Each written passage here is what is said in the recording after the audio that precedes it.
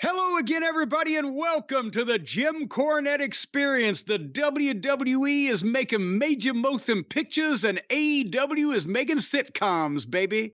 Smackdown, Raw, classic wrestling, memorabilia, and various tomfoolery, all of that right here today on this program. And joining me, Hawaiian Brian, the podcasting lion, the king of the Arcadian Vanguard Podcast Network, Mr. Co-host to you, the only person who's not declared for the 2025 Royal Rumble, the great Brian Last, everybody.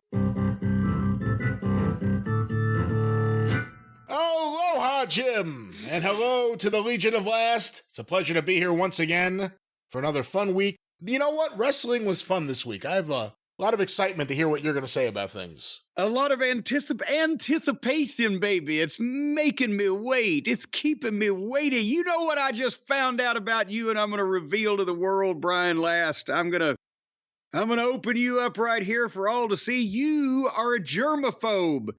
People say I was a germaphobe or am a germaphobe. You are a germaphobe. You got orange rot on you and had to take the rotten carcass of the sumo orange completely out of your office and wash your hand before you could continue. That doesn't make someone a germaphobe. Well, you've got something against the oranges. It makes you a tattletale. It doesn't make me a germaphobe. Well, this is horrible. Teacher. It's like he's doing something over here. Stephen King, Geordie and Creep Show or whatever. It's growing on me. No, I had a sumo orange. It's the time of year. They're in season. Fuck the time of year for an orange in season. We're encased in a block of ice. In sumo orange speak, in the calendar of the sumo oranges, this is prime sumo orange season. And it wasn't good, apparently. My thumb went into it. Yeah. And I didn't care about the germ. I wasn't worried about the germs I was going to catch from the orange. The sumo orange. Then what was the sudden urgency? To rinse off my thumb? To wash my thumb and get the... And I don't want to stare at the fucking orange that I know is bad now that I can't eat, that my thumb just went through. Goddamn insects pouring out of it. You don't know what's in the middle of that there. Back in my day, we just kicked it over in a corner and went on about our business. And we liked it. See, if I was a heel, I would do my business and then run out. I wouldn't be able to stand there and just watch for a while. I'd be like, I gotta go. Or they gotta go. Someone's gotta go. Apparently somebody already went. If you did your business, what in the world are you talking about? Well, this is your show. All right. Well, I went to the doctor today. I'll have you know, I'm going to piss some people off again, as I do once a year. Apparently I continue to baffle science. There's nothing wrong with me. The blood test results still have to come back, but I believe my cholesterol, who knows, anything could happen, but I'm 190 pounds. My blood pressure was 125 over 80, and he looked into a couple of my orifices, not even any of the major ones, and said, apparently you're all right.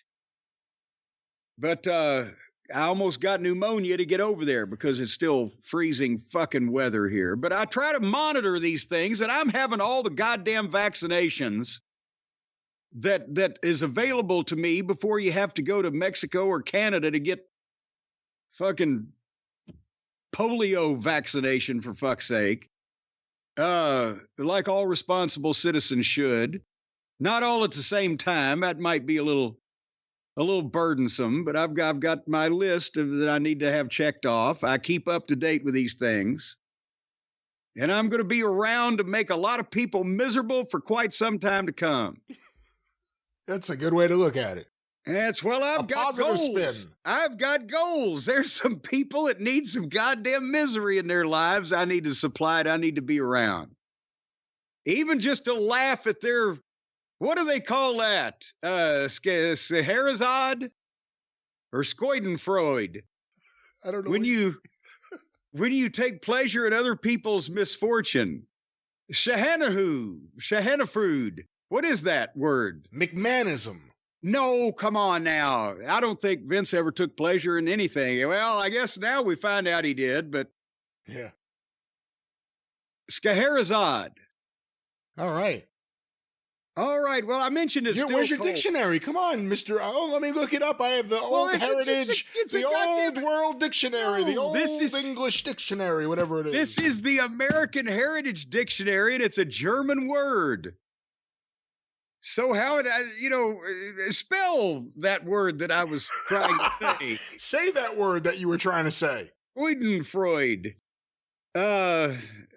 Sigmund Freud, whatever the fuck. Well, I've got the American Heritage Dictionary, not the German Heritage Dictionary.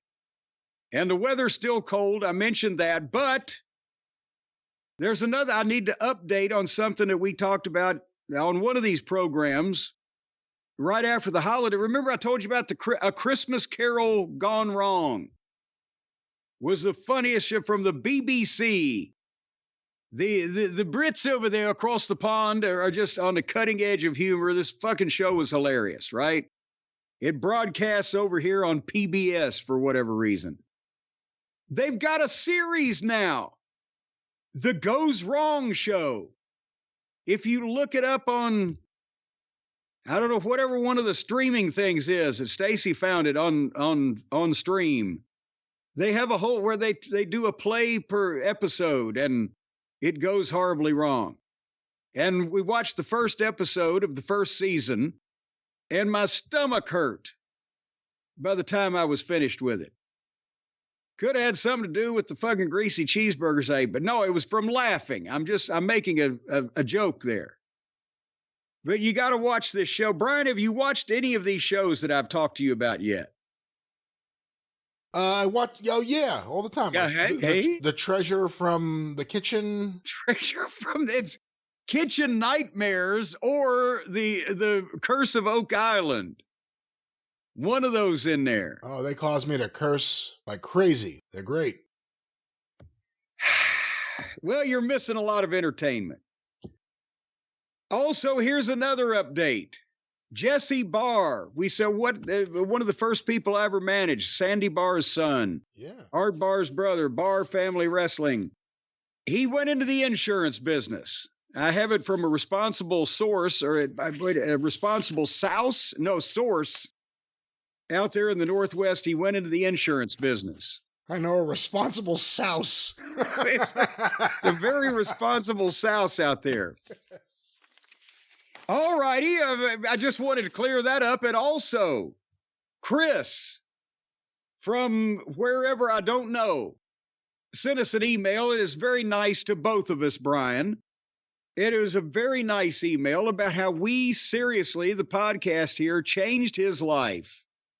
And it's just proof that the podcast, if you're listening to us now, folks, it's good for you.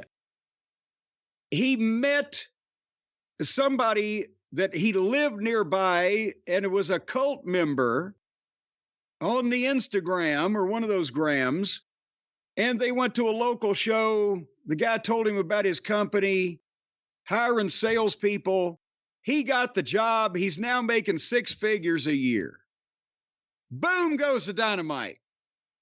But not only that, ladies and gentlemen, because a couple of years later, he meets a girl, and for Valentine's Day, she got him one of my cameos.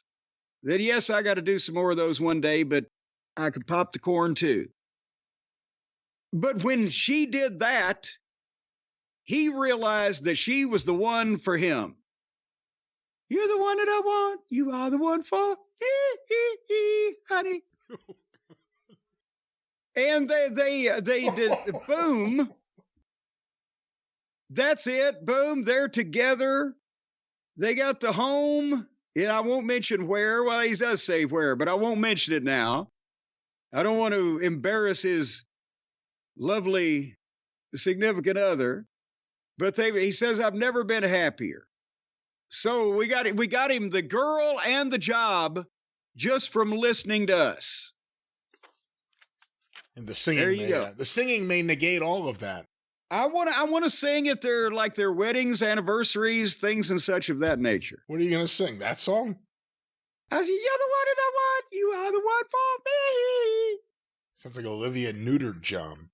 Hey, hold on. Wait a minute. That was great. All right. I got to tell you about, before we get on to the wrestling, we're going to talk about some classic wrestling today, and we're going to talk about some fucking fucked up wrestling today here in a second. But I've been teasing, Brian, that I was going to have the details on the big sale for February at Cornette's Collectibles at jimcornette.com. The time has arrived. And what do you think of when you think of the month of February, Brian? What's the first thing that pops up into your mind? Spring training's right around the corner. All right, what about more like the middle of the month, like right in the middle of the month, the February 14th? What's the first thing that pops into your mind? The 15th, got to pay my bills. Well, I'm sure your wife is pleased, but it's Valentine's Day. It's a day of love. It's a day where people get people things that when they love them, to show them how much they love them. Love, love, love is in the air. And so therefore, for the whole month of February, from the 1st through the 28th, you can get your hands on Heavenly Bodies and you can ride the Midnight Express. Because all of the tag team sets, the Eaton and Lane, the Eaton and Condrey, the Heavenly Bodies, and the big Midnight Express 4-pack, $20 off across the board, because it's celebrate Valentine's Day by, if you're a female, then you need to get your sweetie a bunch of men's figures in tights. It's only right. There's somehow, that works in there somewhere. And Brian, I'll have you know also. Yes, please. If you buy any tag team set, then you can get any of the remaining in stock Jim Cornette variants for half price, which I believe is going to come down to the final variant, the man in white, the pink and black breast cancer, and we potentially have some left of the commentator play set. I'm doing that off top of my head. But nevertheless, any Jim Cornette variant for half price, only $24.95. When you buy a tag team set that's already $20 off. So you're saving some money there, some big bucks. And if you spend $50 or more, you're going to get a free 2-hour DVD of classic 70s and 80s wrestling from the Wrestling Gold series. Oh, there you go. That's cool. Well, see, there you go. I'm saving even more money, because you would normally not even be able to buy that in stores now. Most stores I went to, they said, get the fuck out of here with that. But anyway, that's all during February. And if you're a customer of Cornette's Collectibles, or if you've signed up with your email address at the bottom of the homepage at jimcornette.com, then you will get the email information on exactly what I just said there, so you don't have to fucking take notes when you're listening to the program. Somebody might have their hands full. People are listening to us and doing other things. I don't know what that could be, but what are you doing? Other things over here. JimCornette.com. JimCornette.com. You could be there. People are driving, or people are working at their desk, or people are washing fucking dishes. I don't know what they're doing, but they're listening to us. That's why we don't do video, instead of just seeing our fucking hangdog faces standing there for 3 hours. Because we're doing other things. We're doing other things. I got another email here. Oh, no. Hold on, I'm going to take a drink. It's a long one, but it may be worth it. Swig a Sprite for the working man. Well, remember I said on, I think it was the first show we saw coming back from our holiday break, AEW, they put Bobby Lashley against 2 job guys. Handicap match. Do you remember this? Oh, yeah. You went nuts about one of the guys. They were both smaller guys. You really, really didn't like the guy who was doing the comedic stuff. Well, because not only, they both looked like fucking shit, but at least the other guy, that was Mother Nature. He couldn't do anything about that, but he wasn't actively being unprofessional. But this other fucking goof not only looked like shit, but was being unprofessional. But anyway, I got an email here from someone whose name I will not mention, and just in case he doesn't want it out there, but apparently he speaks for a number of people. He says, "Dear Jim, my name is Miedo. Oh, quit now. No, this is not from Bulgaria. Dear Jim, because see, the Bulgarian emails have @bulgaria.com behind them. Anyway, dear Jim, your absolute verbal evisceration of the quote, fat, slobby, pissy looking asshole floating deflated truck stop novelty condom was well received by many of the indie workers in the Carolinas. The man for which you so eloquently buried is a local wrestler named Rob Killjoy, who once teamed with another local worker named Lance Lude, calling themselves the Ugly Ducks, which was a play off both the Mighty Ducks and Slapshots the Hansons, like the Dudley Boys prior, but really just a low-rent ripoff of an already worked gimmick executed poorly. What's Lance Lude? Is it L-E-W-D or is it L... No, it's L-U-D-E. Oh, as in Ludes. Okay. Yes, apparently he was the exciting one of the team. But now he says Lude, being the only talented member of the duo with an actual physique, eventually left Rob to flounder in obscurity and walked away from wrestling entirely, leaving Rob for almost a decade since to continue on with the same shtick of pigeon waddling to the ring in a duck-sculpted hockey mask. What? Yelling quack repeatedly, running through endless high spots, selling absolutely nothing, and usually going way over his allotted time by about 5 to 10 minutes. When Rob isn't doing no-sell car crash marathons, he can be found smoking marijuana in the parking lot, chastising other indie guys' work like he's a wrestling savant, stuffing his gear bag with as many free food items as he can get his hands on, or training unknowing and impressionable wannabe wrestlers in small Carolina towns like Chester. Rob's training consists of whatever he just watched on Pro Wrestling Guerrilla that day, with the fundamentals scoffed at. Physical training or working out is discouraged as a waste of time, with importance being placed on how many Canadian destroyer spots a guy can perform. When Rob isn't believing he is wrestling's messiah, he can be found stocking the shelves and reorganizing merchandise at a Dollar Tree outside of, yep, you called it, Hendersonville, North Carolina. Did you call that? I don't remember. Did you call that? I think, weren't they in Asheville? And I said they got some local goofs from fucking Hendersonville. Did I say that? I can't, but you may have. Hendersonville is about 20 miles down I-26. Oh, boy. Well, anyway, so now that we've established what kind of extras they bring on for the program, let's talk about the professionals they're using on the program. And this wouldn't even have been a thing because nobody watches Collision on Saturday nights. We've established that, except, again, there was a sequence that was so stunning to behold that people clipped it and put it up on Twitter and like, what the fuck? And I saw this thing and I even wrote, I said, can someone with a pro wrestling experience tell me what was supposed to be going on here? And there's been a lot of debate about it, but it was the match between poor Dax Harwood and Chris Jericho on Collision for what was Saturday night, the 11th or so? Yes, it was. I'll answer that for you.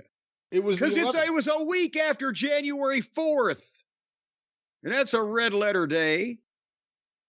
But you saw this. Did you see the match, or you saw the clip, or what did you see here? I saw the clip once you retweeted it, and I said, "Oh, we're absolutely going to have to review this. So let me watch Collision because I had it on DVR." And I watched the majority of Collision. I skipped Shibata versus Garcia. Oh, because there was just no way I was watching that fucking match. But I saw most of the rest of it. Well, okay. Big Bill got choked out. Big Bill, 7 feet tall, whatever he is, all jacked up like he's about to sign with WWE, got choked out by Edge. Because, Moxley chokes people out. So now the Cope has to choke people out to show that he can do it too, like the kids. Big Bad Bill. Every morning at the set, you could see him arrive. He had a glazed over look in his eyes because he knew he was going to get choked out. Big Bad Bill. Big Bill. Thank you, Rhythm Section. Or who was Tennessee Ernie Ford's backup guys? Did he at one point had a combo behind him? Didn't? Nevertheless, Chris Jericho and Dax Harwood. I watched the whole match after I got a taste of the finish, and then we're going to talk about the controversy that ensued afterwards when everybody's starting to. All right, so they started the match with the old deal where they grab a collar and elbow tie up, as the commentators you say, the referees hold. And you've seen the guys where they struggle around the ring, and then they'll fall through the ropes and never let go of the fucking collar and elbow, and they're on the ground, and boy, it looks like two bulls struggling. So this is the way they're going to start this match out. And the problem was they had one bull and they had one swayback mule, because Jericho lost the goddamn collar and elbow and just fell head first out around the top of Dax. And then they locked up again and went all around ringside. And there was an old lady that looked like she ought to have been in a wrestling crowd in 1980. She was in the front row and she was laughing at him. Because did you say the camera shot where they're locked up at the front row and bulling around on the railing and everybody's just laughing at him? It's not just them two. It's this crowd now just comes to laugh at these people, don't they? If there was 200 and something pound guys that had some aura of we mean this, jerking each other around a foot away from you, and you're a 55-year-old woman from a trailer park, wouldn't you sit your ass back down in the fucking seat just at least to get away? You would think so, but it takes two. Have you ever been a 55-year-old woman from a trailer park? Only a few times in my life.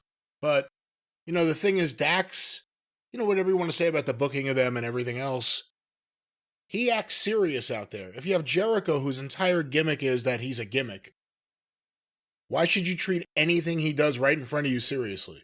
And that's the thing is, he's trying to do this shit, is Chris. But Dax gives him a dragon screw, and Jericho fell way over the top of. I don't know what the fuck was going on. And they did the deal where he heard dragon screw. He started looking for the bar. That was in catering. And they did the deal where Dax is going to nut Jericho on the ring post, pulling his legs, and Jericho's supposed to pull his legs up, and Dax would be posted. But Jericho, the leg pull, Dax just had to run into it himself. And they were in quicksand. And Dax is trying here. But goddamn, at one point,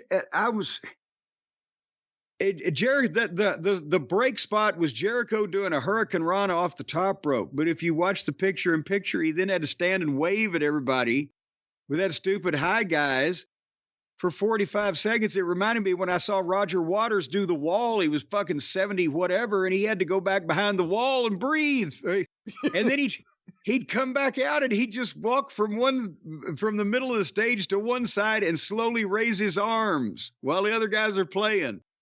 And then he'd walk over to the other side and slowly raise his arms while the other guys are playing. That's how he got through the fucking thing, right? Jericho's Roger Waters in the commercial break. So then, and I'm pretty sure I know who called this, because at one point Dax fired up on Jericho, pickled him, bang, bang, and grabbed his arm and shot him off and took a shoulder tackle.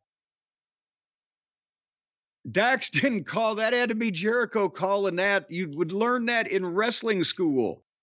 You don't fucking take a shoulder tackle when you shoot the guy off. You're in control. So Dax kind of stutter stepped like he looked down for a minute because he had to. But that doesn't make any fucking sense.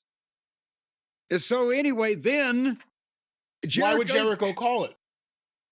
Because I think he's just lost. I don't know what the fuck, why he's doing any of this shit. But you would think as technically perfect as Dax and Cash are with tag team rules and the blind tags and the the intricate double team maneuver. He's not going to fucking shoot a guy off and stand there and take a shoulder tackle. The fuck? Ugh. We've stopped workouts in OVW for that. Even that Jericho tries to do the lion salt. He landed, thankfully, hands first, but followed by his face. And then his dick landed in Dax's face. And the fans went, ooh, like not like, oh, what a move, ooh, like somebody got hurt. We can't really tell who. And then, again, there's supposed to be a double leg kickoff for Dax to go into the post, and Dax had to look like he was shot out of a cannon from a... And then they got to do the superplex, right? For whatever reason. No, they didn't have to, and they had an out, and they still didn't have to. Well, they still, yes. Jericho goes to the top. Dax stops him. He's going to hook him up for the superplex. Jericho's trying to climb up on top. His foot slips off the turnbuckle, and he drops back down to the bottom rope.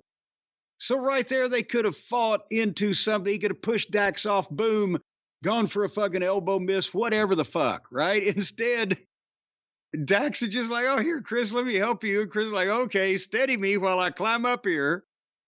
And then a big superplex. And at that point, I thought, Jericho looks like a bloated Greg Allman. It's just... instead of changing his gimmick all the time, just get a full body suit at this point. Or get Cher, one or the other. Or play the Beacon. Just one or the other. Just one of those things. I think he'll get Cher before he'll play the Beacon. Anyway, then they traded a bunch of chops, and then here... First, they set the finish up in a way that buried the match to begin with and was a distraction for the fans rather than an enhancement. It wasn't a flavor enhancer. It was a fucking sour pickle. Jericho gets the belt, but Dax rolls out on the floor and stops him, and they drop the belt on the apron of the ring. And the referee's in the ring, allegedly counting, but leaves the belt there. Jericho then kicks Dax into the steps and gives him the code breaker on the floor, which I swear to God, I don't think people don't get that because it looks like Jericho's knocking the fuck out of himself and barely touching the guy. You know the code breaker where he jumps up and he pulls the guy down onto his knee as he takes a flat back bump. Yeah. So on the fucking floor, wouldn't that hurt you? Be more destructive. Okay. But anyway, he gives Dax that, and then Jericho rolls in the ring, and the referee's still ignoring the belt that's just sitting there on the apron. And he's counting, and Dax beats the count at 9. And then they start wrestling again where Dax gets the sharpshooter, and Jericho gets the ropes. The belt is still there, and the referee's done nothing. Now Jericho, and meanwhile, people are thinking, well, something's got to happen with that fucking belt, or just they're seeing the belt in the arena looking down. Even if you're not seeing it on television, all the people in the arena that are your audience that you're trying to get the reaction out of are now they know something's up with this fucking belt. And then Jericho goes over and gets the belt as the referee is somehow admonishing Dax, and Dax has his back turned. So Dax turns toward Jericho with the belt. The referee is behind Dax. Jericho swings the belt. Dax ducks, but so does the goddamn referee, even though the belt would have to be 12 feet long to have hit him from where the instigator of the swing was good, but it was like a double duck spot. Okay. So then after Dax and the referee duck, Dax snatches Jericho and gives him the belly to back suplex, the big boom Greco-Roman backdrop type of thing that Luthez used to use. And Jericho had the belt in his hand, so when Jericho lands, he drops the belt next to him. Now, the referee had no reason not to see this belt flying out of in Jericho's hands when he was way up in the air, or when he landed. What did he think? A fucking filling fell out of his tooth? I don't know what. But the belt flies down, and then He's known for losing belts. he's known for losing belts, unlike Michaels. But then Jericho looks over and sees the belt laying there and shoves it further away from him, like he's trying to get rid of this evidence, making an attempt so the referee wouldn't see it, right? Okay. So then, meanwhile, Dax is going to the top rope in the corner across the fucking ring. To do what? What was he gonna do? Well, we're going to find out in a minute, maybe, the concept, the theory of the thing. Because while he's gone all the way over to this other corner instead of the corner that Jericho's kind of laying in front of, the referee now has looked down at Jericho laying there, and Jericho's turtled up at him on his back, trying to tell him something, I think. And it looks like Jericho just reaches up and tries to poke him in the eye. But since it was a hard camera shot, you really couldn't see what the fuck was going on. But the announcers were saying, I believe Jericho may have poked the referee in the eye. But the referee, Bryce Remsburg, instead of, he refereed the Invisible Man one time, so somebody should gouge his eyes out. When he takes the poke from him being bent over, he immediately more or less runs forward and not dives out, but just leans over the second rope and is like somebody threw acid in his fucking face. And he's over there. Well, now Dax is going to come off the top rope now, we've figured out, because he's got to the top right as the referee looks like he's puking out on the floor.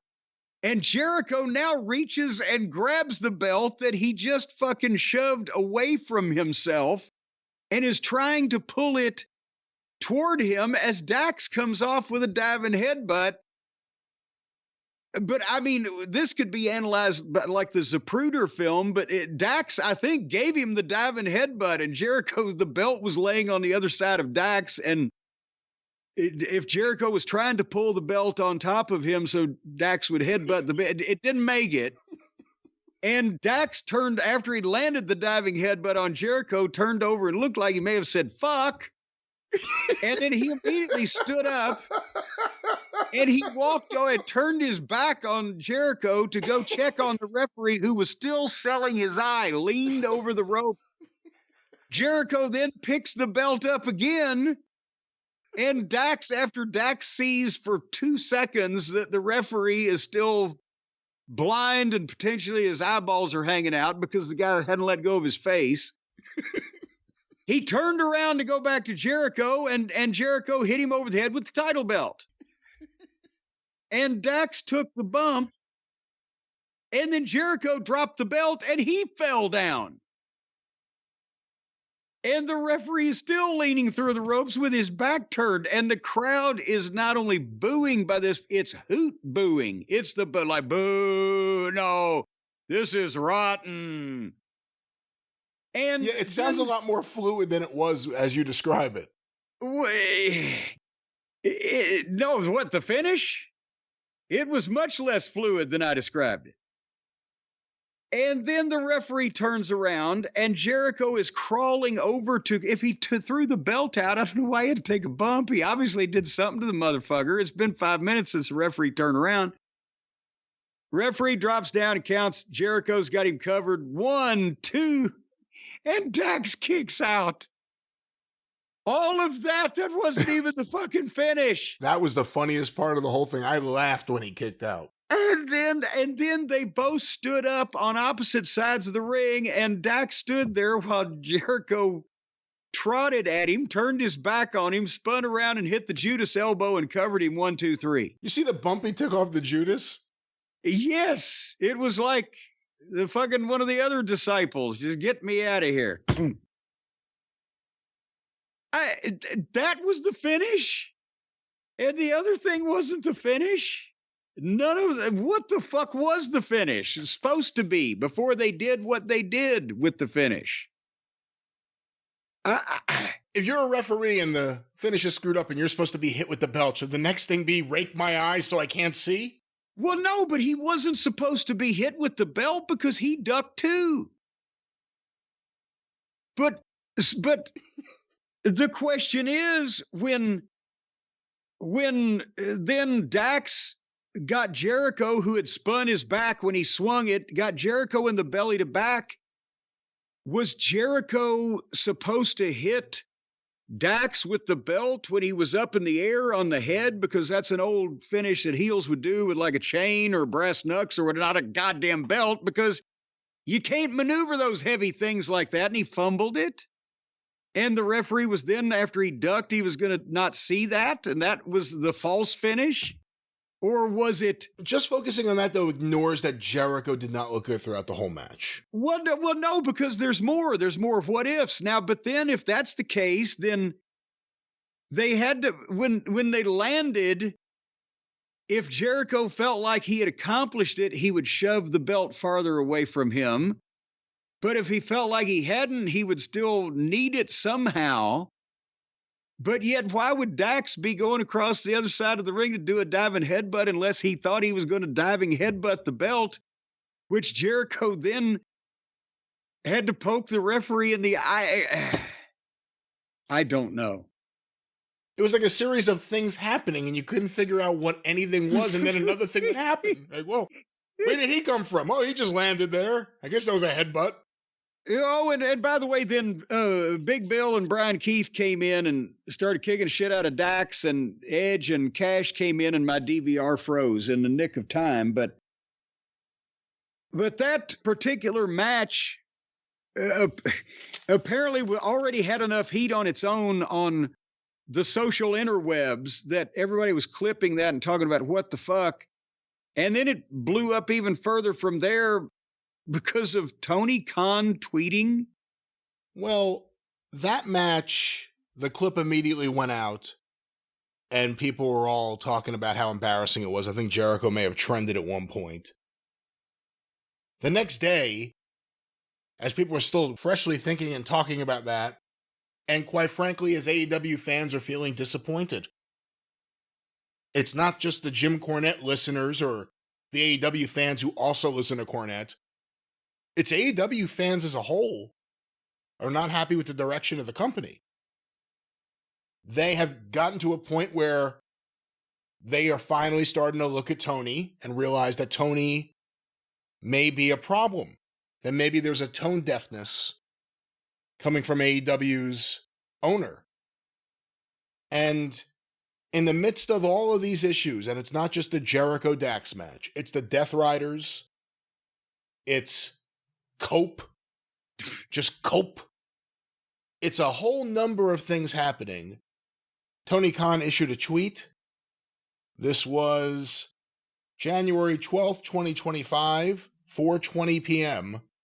No.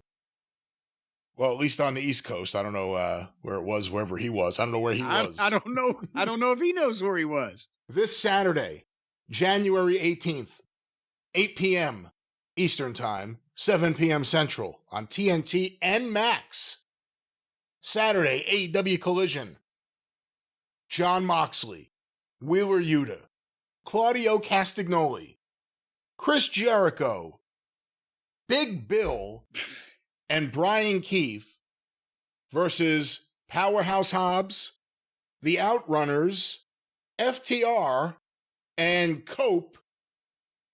Maximum Carnage comes to Collision this Saturday. Maximum Carnage or Maximum Damage? Maximum Carnage, because every fucking regular TV show needs a nickname now at this point. I thought, how can I do the maximum damage to my program? Oh, this match. This match has angered the AEW fan base to no end because, again, who here is right now working for that fan base? None of this is. They hate the Jericho stuff. They hate the Moxley stuff. Cope hasn't really lit the world on fire. We'll see what happens with Hobbs this week. But the feedback was incredibly negative. Why don't we... But, this reminds me of when you may have been young or may just luckily have not been present, but do you remember hearing about the boxing match that Dennis Corluzzo had with Tommy Fierro? Oh, I was around, but I didn't go to that show. Well, you dodged a bullet there. Yeah, no. That's why when people ask me what's the worst thing I ever saw on one of Dennis's shows, I could still say Tommy Fierro and the Iron Sheik doing a Macarena contest because I didn't see that. Well, Dennis asked me afterwards, said, "What'd you think of it, James?" I said, "Dennis, that's the worst thing I've ever seen, but I've only been watching wrestling for 30 years. And I didn't follow it with, let's bring it back next week and make it a 12-man tag. My God, that's the kind of match you come back and apologize to each other for. One side needed to apologize more than the other, but, it needs to be a mutual thing. Keep some civility. But you don't bring it back with 10 more fucking people in the middle of it. Try to forget that it ever happened. Did they put that on their, do they have a YouTube channel? Yes, they do. Did they put that thing unedited on their YouTube channel, that finish, I wonder? Oh, I have not gone back and checked. I don't know. Somebody ought to look and see if they've done any fucking creative tweaking with that. If you saw it, tweaking being an operative word, if you saw the live version, but it'll continue on with your dissertation. Well, again, and we have feedback here because I think it gives an example of the AEW fan base turning on Tony because they're fed up with this nonsense. But Moxley and his crew's whole credo is we have to burn it down and rebuild it. You're all too soft. You have to murder people until I don't know what exactly they're trying to do, actually. The Boar Horseman. But if that's their thing, why are they teaming up with Jericho in the Learning Tree? Because his object is the same thing, to bore the fuck out of us. Well, here's some of the feedback. That is kind of like the goddamn space aliens coming down and teaming up with the Russians against, whatever. It doesn't really add up, does it? The NWO are here and they're teaming up with the Dungeon of Doom. No, it doesn't work at all. Here's some of the feedback directly under this. Storyline has gone off the rails, man. People not liking it and it doesn't even make sense anymore. Might be time to reevaluate direction. Ooh. Wow, you only have 2 of the guys who have been on every promotional AEW thing since forever. It was the Bucks, Moxley, Omega, Jericho, and Cody. This is like playing Pokemon and having all bullshit cards.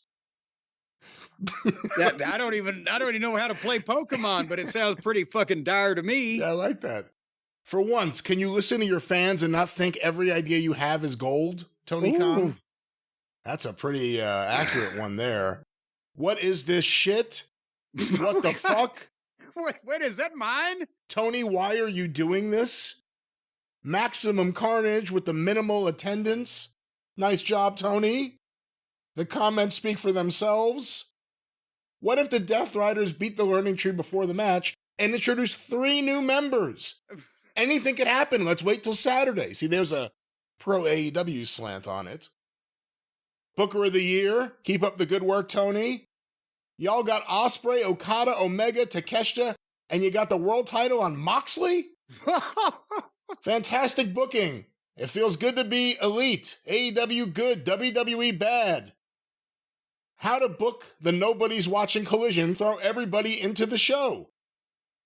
Jericho and Moxley on the same team is wild given their history, and it just goes on and on from there.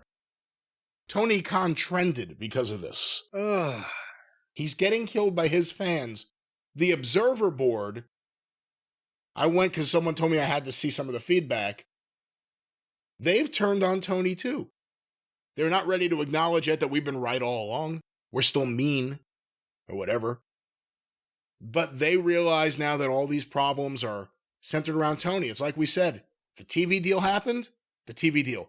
The media rights deal, which it's going to be a rude awakening when it doesn't produce any numbers for Max. But we'll get there. But ever since then, the pom-poms went down. There was no real goalpost anymore. Now it's just existing, floating through space, endlessly. Just where will it end up? Who knows? Tony will keep funding it so he can keep doing it. And the recognition that Tony's at the top and he's not going to step down, I think is finally starting to set in for a lot of people. No one really seems to be happy with the direction of AEW right now except for Tony Khan. What are your thoughts? Just think about this. It's been 5 years now. This has been his best shit. Think about every booker, whether you burn out or you do it forever, but you don't, but you're after the first 5 years of the same thing, the same people, the same place, whatever, that's your best shit. And now and he doesn't have the roster, the cast that he used to have. And he's signed every big whoop-de-doo name that he can get. And now we're down to, they're making, a big deal when he signs a Japanese indie girl. So I don't see what we said this kind of shit. How long's it going to take before the fucking bloom is off the rose of, we've got to support these people because they're the common people doing the common people's good. He's the devil doing the devil's business. He's a rich fucking guy that thought that he was smarter than everybody else, and that's what I heard. He's still a nice guy, but he thought that he was a brilliant, genius wrestling savant, and that's what I heard, and I've heard a bunch of those.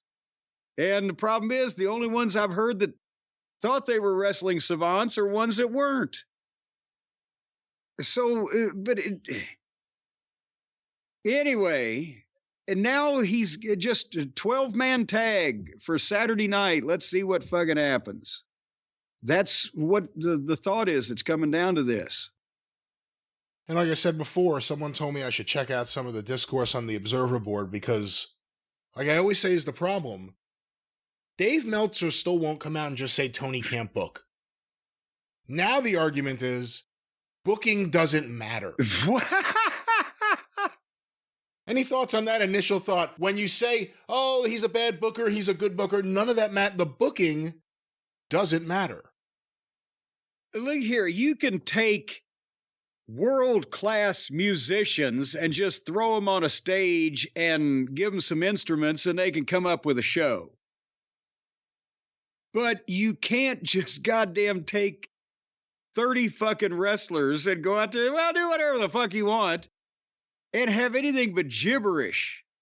So, of course, the booking matters, as we've seen, because say what you want, the WWE was going to do most of what the WWE has done, but that doesn't mean that Tony needed to really, at the same time, the AEW business needed to start sucking so bad, or that if things had been done differently from the start, one wonders, would Cody have left?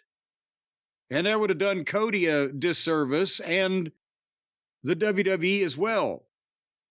But no, you have to be able to take the talent that is available to you, that you have compiled, put together, and interweave them and make them intermingle in exciting and intriguing ways, which we're seeing in the WWE right now with the Royal Rumble thing and this game of jostling for the top.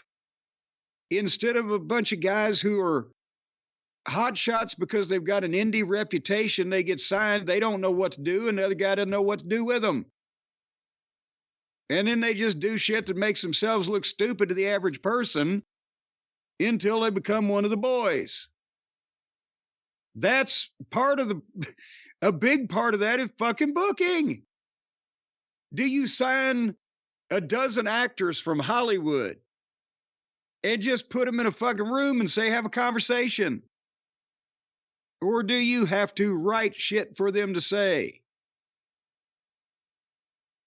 I got movie making experience. We're going to be talking about that here upcoming. Well, for example, from Dave's own board, where the people are starting to turn on him because he won't come out and say Tony. Everything is something other than Tony's booking.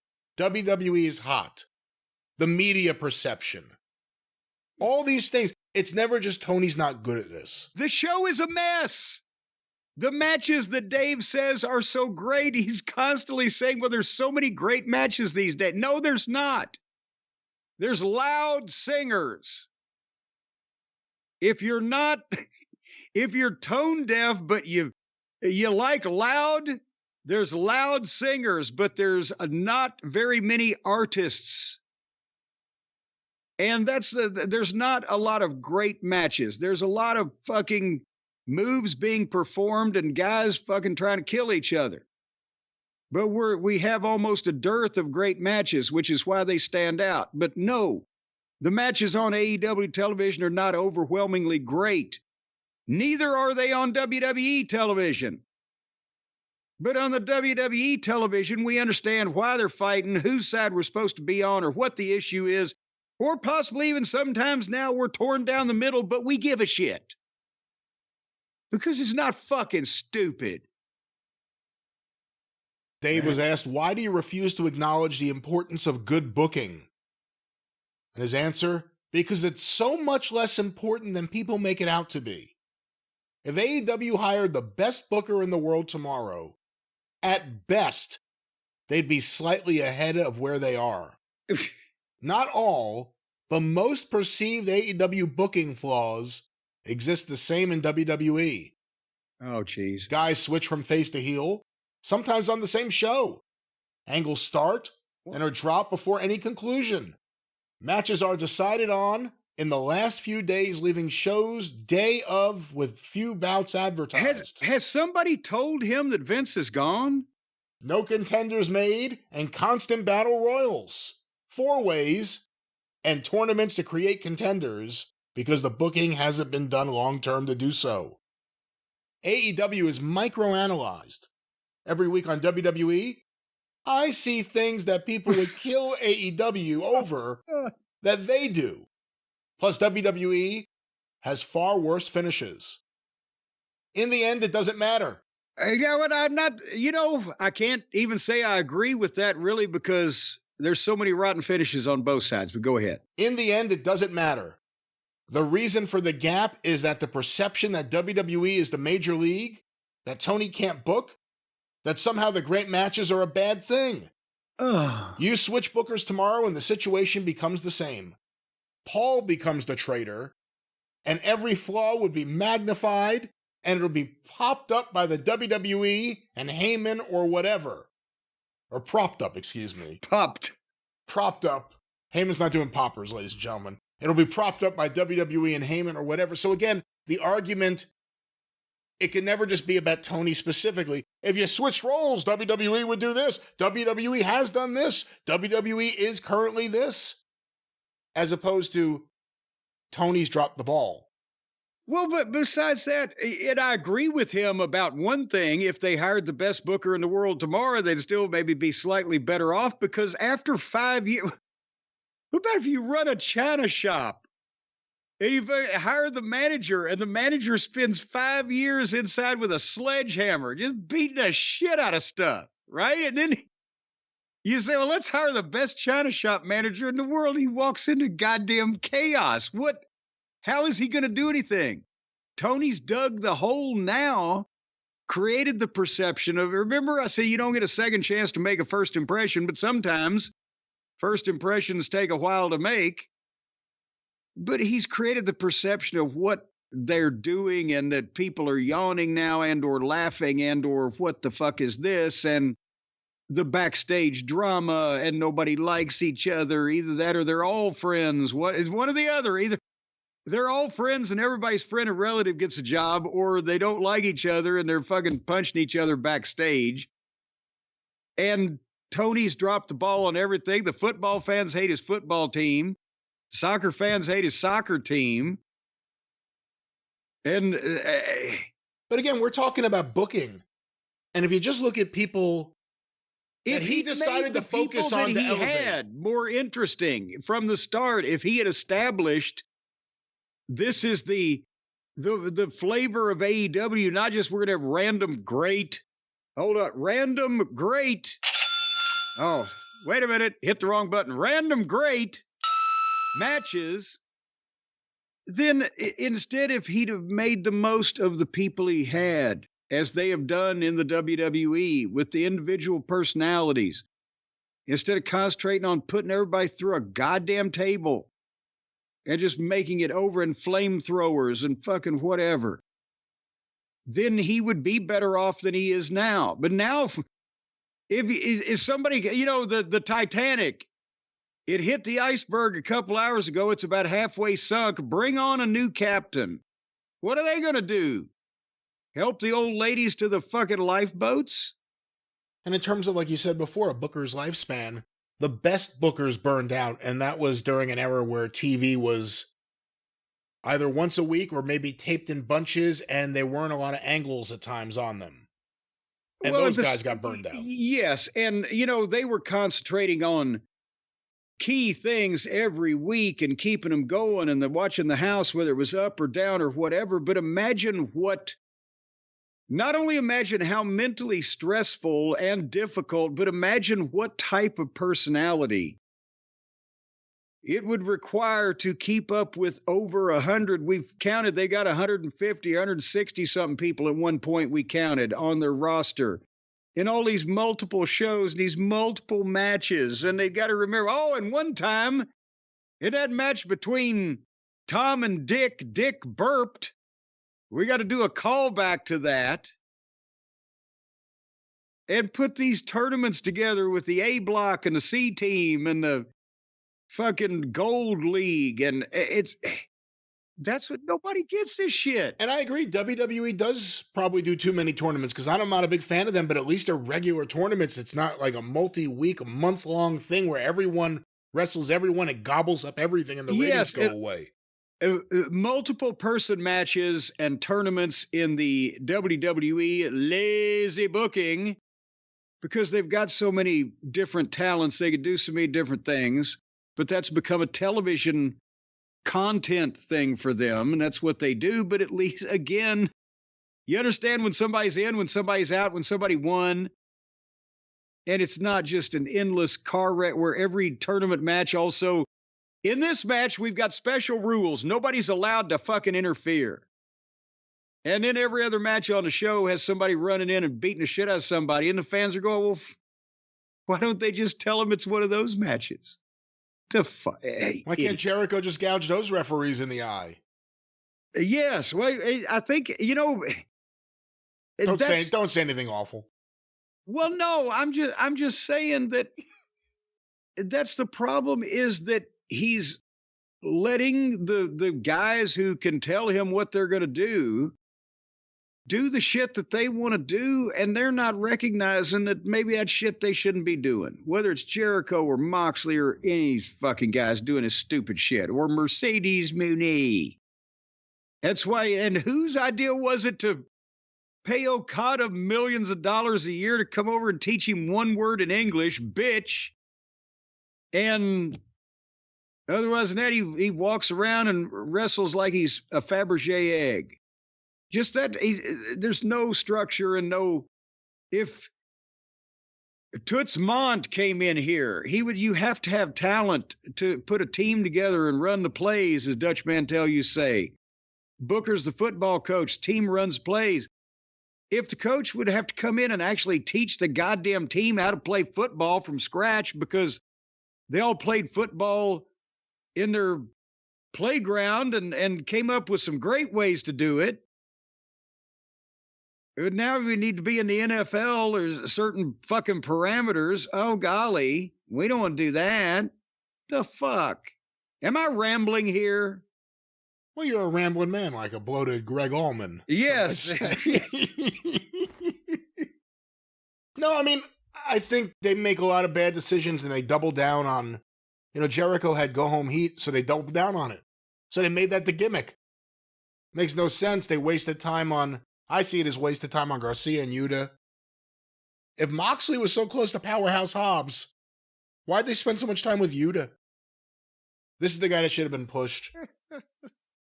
AEW just feels like a lost cause right now. And they're going to have a rude awakening because, it's going to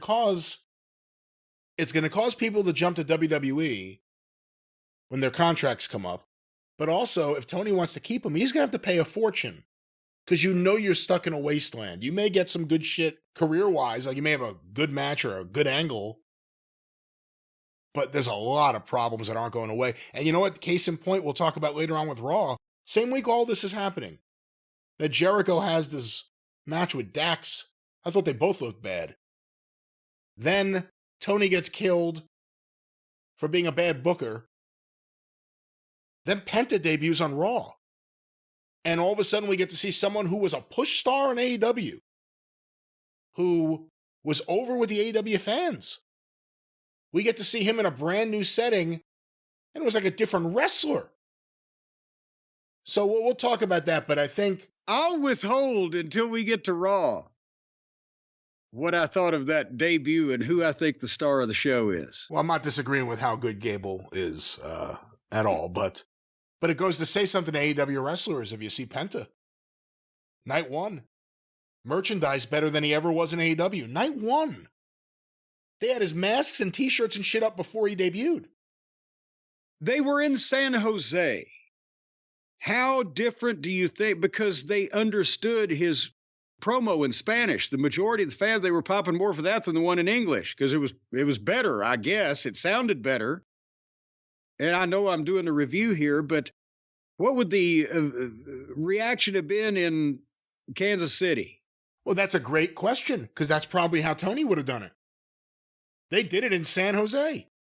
They did it with his family at ringside. Again, I don't want to do the review now, but to my point, if you're an AEW wrestler and you're wondering how would WWE treat me versus how I'm getting it here from Tony, where I'm getting a lot of money, I have some creative freedom, but everything around me, to me, feels like it's not very good and nothing's really improving. Penta goes in there night one, feels like a bigger star than he ever did in AEW.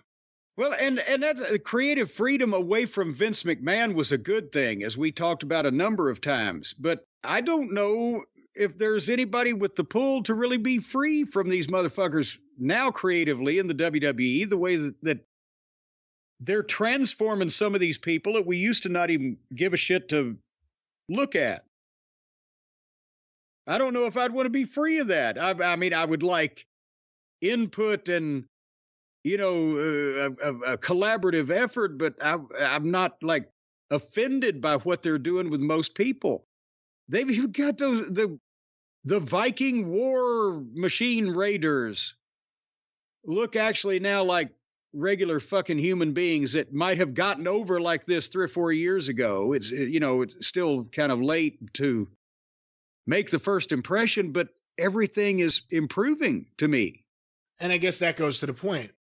Dave's right, there are perception issues, but the perception issues are from reality. And there's also the reality issues. And from the better booking. So he said the booking's irrelevant, but the perception issues come in large part from the better booking. Because the guys are stars and they act and talk like it. And they have something interesting going on with the people they're interacting with. It's weird. AEW, and I know we've maybe felt like this before, but never more so than right now. It's like they can't do it, but you almost need like a clean sweep. Just like multiple firings in one day. I mean, I hate to say it. I don't want people to lose their jobs. I mean, certain people just shouldn't be working there. And there are a lot of perception issues based on who's on the roster and how the roster's used. That's the booking. It's the booking, yes, but the other part, and it goes to the booking, but it's the roster makeup. It's who's actually on there and how they're used. And again, if the AEW fans are turning against Tony, that should be a real wake-up call, because they've been the only barrier between reality and Tony Khan is the fans with the pom-poms. Well, and I will agree with you that they need to take the roster from top to bottom, which as it exists now is it's a mad world of fucking pro wrestling indie stars.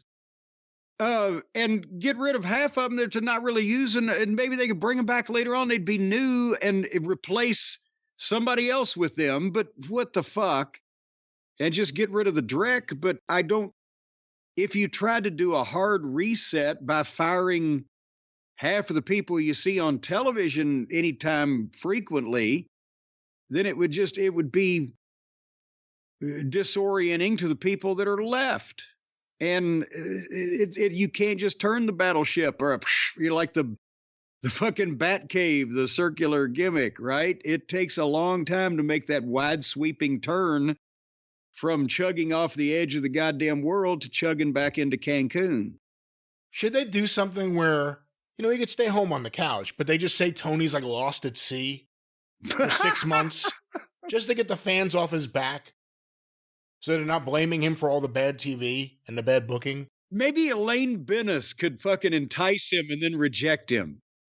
And he'd go and join Greenpeace or whatever. Something else. Anything else? Anyway, you know what? Something that a lot of the people in AEW probably need, the people that have the stress, the people that have the sleepless nights, laying awake, tossing and turning, not knowing what they're doing or where they're going or what's going to happen next. You need to calm your brain down, Brian, every now and then. You need to get some relaxation, some R&R, rest and relaxation, and that's what you can get from our friends at CB Distillery. You have many times rested and or relaxed, courtesy of our friends at CB Distillery, and you can vouch for this. They are my friends, yes. Well, you got a lot of friends, but I understood they were your man. Well, I said, I got to get my man from CB Distillery over here. I don't know that lingo, officer. Well, I'll tell you just the facts, man. Where do you put your badge? So where's your badge? Oh, it's up my ass. And either that or Dusty said it's in between my legs and you're too fat to ride it. Well, that could hurt. You may need something at the end of the day to relax after such a painful episode with that badge. Or if you have pain after exercising, reaching all the way up to get that badge. Exercise those demons. Yes. And so if Linda Blair's head is spinning around in circles, folks, put some CBD down her neck. Now, our friends at CB Distillery, they have plant-based solutions to help with stress, mood, and focus. It'll give you less stress, a better mood, and more focus, or less focus. If you would like to completely unfocus, I think they got some stuff for that too. And it helps even with pain after exercise because they're all made with high-quality, clean ingredients, the CBD and the other things that are plant-based. And they go out, they get some crabgrass, some rutabaga. They go out in an alfalfa field. They pound this with a mortar and pestle, stick it in a capsule, boom, you stick it down your gullet. No, and there they did a clinical survey that 4% of the people who take CB Distillery products nightly wake up the next day and cannot recognize their spouses. There's no clinical study that shows this, and also there are no guarantees. But there's a lot of hope. No, there's a lot of hope. A lot of hope that that's going to come true. It's a lot of hope from who? From the spouses. Look, there's a lot of CBD out there, folks, but I trust CB Distillery for their commitment to quality. And that's what they have been committed for quite. As a matter of fact, I understand the CEO was committed last month. No, that's why there have been no commitments or convictions, just pure CBD from CB Distillery. They've all made a commitment to quality. They got a pinky swear when they walk in the door first day on a job. They've got over 2 million satisfied customers and offer a 100% money-back guarantee. If something bad happens, tell your family, leave a note or whatever, they'll get the money back. So if you're still struggling with sleep, stress, or other health concern, it's time to try something different, and there's nothing different and more different than CBD from CB Distillery. And right now, we can save you 20%. That means you're got 20% of the sleep you get and the good mood that you have is going to be free of charge, courtesy of us. Me and Brian, yours truly's, Truly. All you got to do is go to cbdistillery.com and use the code JCE for 20% off. cbdistillery.com, promo code JCE. You're going to get 20% off of all the fine things that are on the site there that they can sell you to send you to outer space, baby. Freak out. Ooh, yeah. All right, well, doing the thing. Freak out, freak out. CB Distillery one more time. Jim, what's that promo code? Ooh, yeah. JCE. That's what that promo code is. Only one J. Well, one J. JCE. JJCE. JJCE. And the promo code is JCE at cbdistillery.com. 20% off. All right, we said we were going to talk about some classic wrestling. Can we do that now, Uncle Brian? Well, anything you want to do. Don't call me that. You've ruined the word uncle for a lot of people. Oh, come on now. Hey, you ought to see my uncle. He could ruin the word uncle. He couldn't even spell it. But all right. Well, classic wrestling talk starts with bad humor.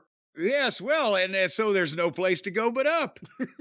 In the past, we have talked to our friend Tony over at Heritage Auctions about the classic wrestling trading card sets that I auctioned off a couple years ago, and that nice championship belt from World Class Wrestling, and well, actually before Big Time Wrestling in Dallas in the 70s.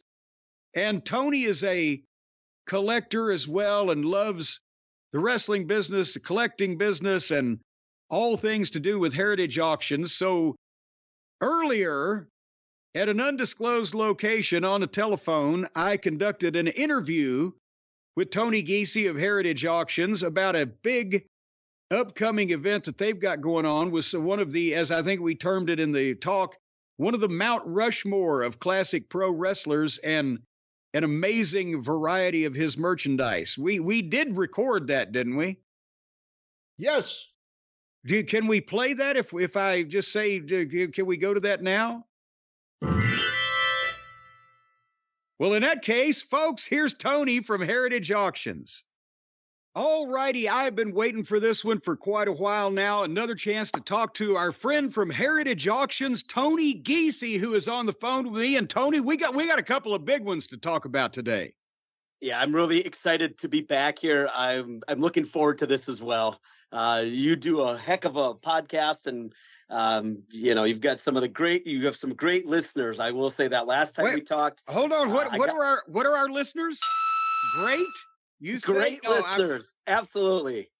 I'm just kidding. You're wrong, Tony, for the great bell. But we talked with you last time, I think, when I had some of those rare, valuable Wrestling All-Star trading cards that Heritage was nice enough to auction for me, and I still curse Norman Keitzer because he sent me a Hulk Hogan with a big red or pink printing blotch on it, and it didn't get a 9 grade like some of the others did. And you guys, before we even get started talking about the main thing we're going to go over today, you guys just set the world record for a wrestling trading card with the Hulk Hogan card from that Wrestling All-Stars set that I got to ask you, how is somebody willing to pay $130,000 for Hulk Hogan's trading card when in Los Angeles the other week on Raw, he was as popular as pickleball with a paraplegic? The reason is that's considered his rookie card. It was kind of the first mainstream wrestling card. And there's yellow borders on that card, and there's centering issues, quality issues, and there's, I believe, 18 PSA 9s in existence. So I think wrestling has become much more and more mainstream now. Part of it could be the Netflix might be really getting it to a worldwide audience. And there's not a lot of the high grade ones. I know with your set, you had both of the Andres had a divot like right by the eye. Yeah. And that was the first card in the set. So the Andre is the hardest one by far. But Hogan being kind of the Babe Ruth of wrestling, a lot of people, there's a lot more interest in wrestling than there's ever been as far as collectibles. Is it kind of following the same thing as, because you used to hear about this and still do, but I think it hit maybe other professional sports or maybe classic, muscle cars or whatever first. But as people grow up and make money, they turn around and they spend 100 times as much money on the same shit as they had when they were 7 years old. That's a great point. And I've fought myself from buying LJN wrestling figures from the 80s. That's what I collected when I was growing up. I didn't have the wrestling cards as much. And I think, people, in their 40s and 50s now watch wrestling, loved it in the 80s is I think where it all started for me at least, and watching, the AWA, WCCW, WWF, of course. And people go back to their youth and they collect what they collected as kids. I know with some of the wrestling figures now, you're getting huge numbers on some of these because they are in the original packaging, or on the cards because Topps made cards in I think 85 through 90ish, and they made OPG were made in Canada, and those are really collectible because they're made in smaller numbers, and there's a lot of issues with condition on a lot of these wrestling cards, and that's what makes them so valuable. And I think also, I mean, people, your Hogans, your Savages, your, Andre the Giants. I mean, those are names that are kind of on the Mount Rushmore of wrestling, at least. And a lot of people go back to their youth. Well, and of course, condition in your collection matters in everything. We've talked about it. And so many of these things, like comic books and pop culture collectibles, they were either meant for kids to play with and, the dog shit on them, or, just stick in your back pocket or whatever. So condition is very important in everything that you're collecting. But the thing now that's different is that when I was a kid, if I wanted, you couldn't get Buddy Rogers's jacket unless you found his fucking house and broke into it, right? Exactly. Like on some of the gear that they wore in the ring, I mean, they would wear that stuff until there was literally nothing left. They would wear it. They didn't get a new jacket every 2 months. They might wear that same jacket for 2 years until there was literally nothing left or was in terrible condition. So the ring gear is so collectible because they didn't make extras of it. Well, now, I can testify that I say, the Midnight Express wore a lot of stuff until it just fell apart, and I did too. Even though I had more different things because I could go into a store and buy a suit, but still, a lot of things, went by the wayside just from, my God, there's more holes than there are fabric left. But you personally, because Heritage Auctions wouldn't operate without you, Tony.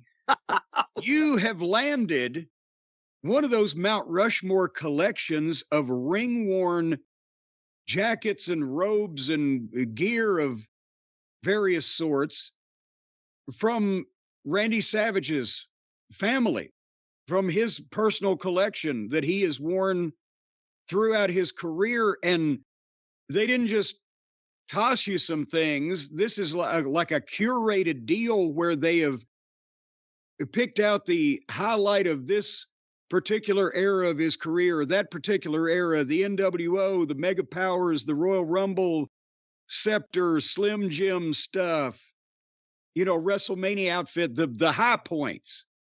And this is going to be going up pretty soon to some lucky consumer. Yeah, so this auction is going to open January 31st, closes February 22nd and 23rd. And the thing about the Macho Man stuff is he had glitter, he had everything built into these. Michael Braun made his outfits, and he also made outfits for Jimi Hendrix and Bob Dylan and a very young Hulk Hogan before he was really into wrestling. And so each one is, he did such a good job, and there's a lot of tassels and there's a lot of interesting colors. A lot of early 90s neon yellow, neon pink. And the thing about it is it's like a cross section of his career. We start probably in the 86 is the first outfit going all the way through. We've got, where he cut Brutus the Barber Beefcake's hair when he was with Sensational Sherry. We got the Mega Powers first handshake during one of the Superstar segments. And there's an NWO outfit. And one thing you don't really see a lot of are NWO ring-worn jackets and pants. So it's a great selection of Macho Man, and every piece is signed by him too. And, he passed away in 2011. So these were signed in the early 2000s. So it's cool because we have photos of him wearing from specific matches, specific feuds. And it goes all the way, kind of from the beginning of his WWF until the end of his WCW run. So it's a really nice collection, and it's everything. There's every area is pretty much covered here, which makes it really nice for the fans and for collectors. Well, now acting like that none of us have ever done this before, because until I started talking to you and your boy Matt over there, say hello to Matt.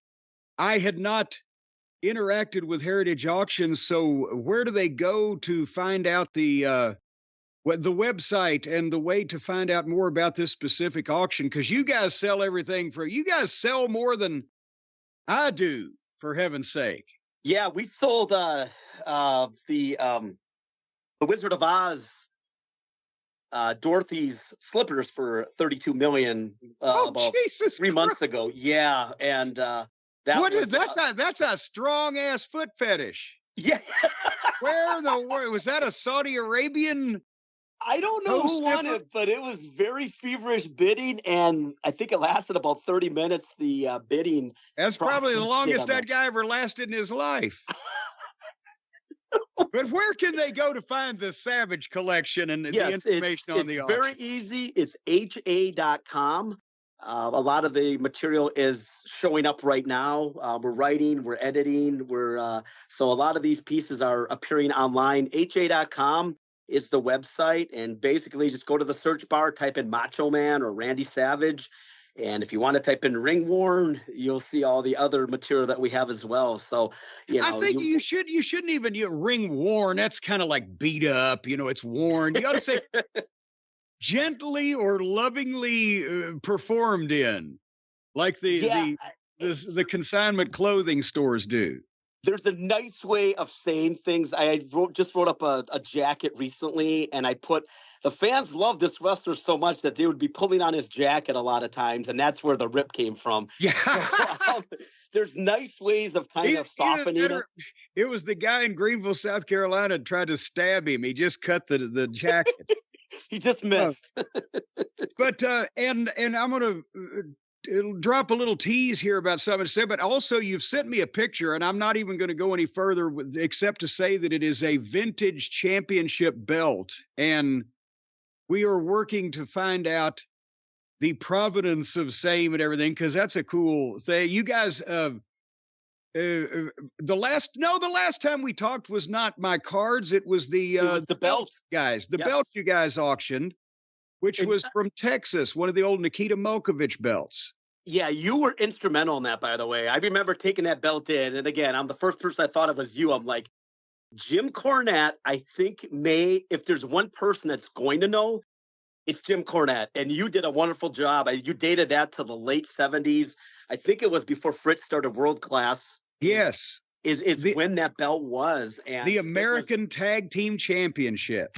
Yes, it was. But you sent me a picture of another one, and that's even older. So we're looking that one up. But also, you're going to have another family-oriented auction coming up here that's wrestling related. Also, I don't know how many details we're supposed to drop about this. Are we just hinting? We can talk a little bit about it. We do have the Von Erich collection, and with mainly Kevin's material, but also some of the jackets that we have were worn by Kevin, David, and Mike. We have one. So we've got some autograph photos, some autograph promos. Of course, David being the most valuable because he passed away first. But there's promos, there's Hall of Fame plaques. So a lot of cool Von Erich stuff, and the money is going towards charity. So that we're going to be announcing in a little bit with a little more information on that one. But can I put in a lot of collectibles? Can I put in a standing bid on the deep fryer from the Sportatorium with or without the rat bones at the bottom of the basket? That is the one thing in life I wish I could have done. I watched it as a kid up in northern Wisconsin. We watched World Class on Saturday night, but I moved here in 2012, and unfortunately the Sportatorium was gone, and I wish I could have seen it in person. Of course, watching the Iron Claw and watching the DVDs on World Class that were done in the early 2000s. But between the building in person and the crowd and the smell of the concession stand and the crowd and the building, and you were in 2 blocks away from like big city downtown Dallas, Texas, and you could have been in a pole barn in Tyler with 5,000 people in it, and the atmosphere was insane. It was, oh my God. There was a reason why we were always jogging. Whenever I saw another old clip, when they were jogging us out the side door from the ring, so we'd avoid going uphill and getting stabbed. So now, Anyway. did they have air conditioning at the Sportatorium, or was that? Yeah, in Fritz's office. Otherwise, enjoy a nice summer night in Dallas, Texas with a giant tin roof in the middle of 5,000 people. I'm surprised guys didn't wear an oxygen tank to the ring. I love it. No, but that led to more, realism and grit when the guy, every time you hit a guy, his sweat flew off of him because you'd lose 6 pounds in the course of the match. I could only imagine how that was, because I know how it is living here now, how hot it gets. And I can only imagine wrestling a match in that kind of heat. The TV lights. Yeah. The TV lights. Sure. Fuck it. They had a actual griddle underneath the ring, and they turned that on too. So the surface of the ring was over 200 degrees. All right. Anyway, Tony Giese from Heritage Auctions and HA.com. You got to go and right now and see all the details on the Macho Man collection throughout. I would have loved to have gotten his 1979 ICW robe. It looked like somebody had taken 4 yards of that spangly stuff you put under a Christmas tree and just made a robe out of it. But then he got a budget. But the Macho Man collection right now, Von Erichs are coming up. I'm looking at a title belt and all kinds of stuff. And Tony, maybe you can come back at some point and report in on some more details on the Von Erichs. Absolutely. We're always working on getting cool wrestling items in our auction and working on stuff right now. We are going to the WrestleCon at Indianapolis. So we're going to have these items there, some of the Macho Man stuff, some of the Von Erich stuff, and who knows, maybe some other collectibles, hopefully some cards. So if anybody's going to the Royal Rumble, we'll be down there at the show at the Marriott downtown, and stop on by. I heard there's going to be a few people in town that day for the Rumble. I think there might be some. I have a sneaky feeling it'll be packed. And you'll have one of the best displays this side of WrestleMania Access, for heaven's sake. And I'm looking forward to this because, again, these things, you put them on a mannequin, they look so gorgeous. And again, I mean, we're going to try to have some cards, some tickets, some other things as well. But those robes and those jackets, they really, really jump out at you. What now, before you go, is my personalized autographed color magazine centerfold of Andre the Giant from 1975 worth? Oh, so if Andre signed it in 75, you're probably about 7,500, 5,000 to 7,500. 10,000 wouldn't be out. It could happen at some point. There's not a lot of. And there's the frame. There's the frame too now. Oh, the frame. And if it says from the Jim Cornette collection, it might add a little bit of value to it. And he's holding Mike Pappas in his arms, so it would be huge in Greece. Hey, he's a tough autograph because after he came back from that back surgery, he did not sign many autographs. And having yours from like the 70s, from like 75, would be a quote vintage Andre autograph. So. Well, and the centerfold is from 75, a Wrestling World magazine, and the autograph I got in April of 1976, just to be specific. Wow. But yeah, that's a great piece. Again, Andre stuff is, everybody wants his autograph, but there's just not enough to go around, and he's so hard to find. Well, if you come to my house, you'll see him on my wall, but I'm leaving it to someone in my will. I'm not sure who yet. Hey, wait, was that you or Brian? I'm not sure who's. We can cut it in half. How's that? He can get the Andre and I get the Giant part, or we can, trade back. How about, well, he can get the upper half with Pappas, Andre, and the autograph, and you can get his dick and legs. All right. Anyway. Thank you, Tony. I appreciate it. We'll talk to you soon. But everybody, Heritage Auctions, HA.com. Stay tuned. You ain't heard nothing yet. I'm not finished with these weasels. Well, there you have it. That was our conversation with Tony Giese at Heritage Auctions. We'll keep everybody up to date on what's going on. But Brian, I'm wondering, do they take bets over with our friends DraftKings on how much that Macho Man stuff is going to go for? Or do you think, well, they might get into one of those heated betting wars or rivalries, and it could go straight to the moon. I don't know if DraftKings would cover something that variable or not. Maybe we ought to stick with something nice and easy, like whether a football team's going to score a touchdown. We've established that football teams oftentimes, in the course of their duties, score touchdowns, have we not? Very often that happens. Unless you're a bad team, you will score touchdowns, of course. So unless you're the Jacksonville Jaguars, you're probably going to score a touchdown at some point. And folks, you can bet on whether they do or don't, or do or not, or do or don't do, with our friends by downloading the DraftKings Sportsbook app and making your pick. You can bet whether a player is going to score 6. Maybe, just to make it an even better jackpot, bet that a football player is going to score 4 points. Because it might not happen often, but when it does, boom. No, you're not allowed to make recommendations. Oh, I can't? No. I'm an expert, on the footballs. So you must take it back. Well, I take it back then. I'll be the one betting on a player scoring 4 and then see what happens when I'm off on a Pacific island somewhere, drinking Mai Tais and having native girls dancing on my toes. On your toes? But folks, on my toes or any other, I'm trying to keep it clean. It's a sponsor. They can dance on anything they want to dance on, except my grave. Folks, if you want to bet some money while you're still alive, I can get you some more money for doing that. See, if you bet a little money, I can get you a lot of money. You want to know how?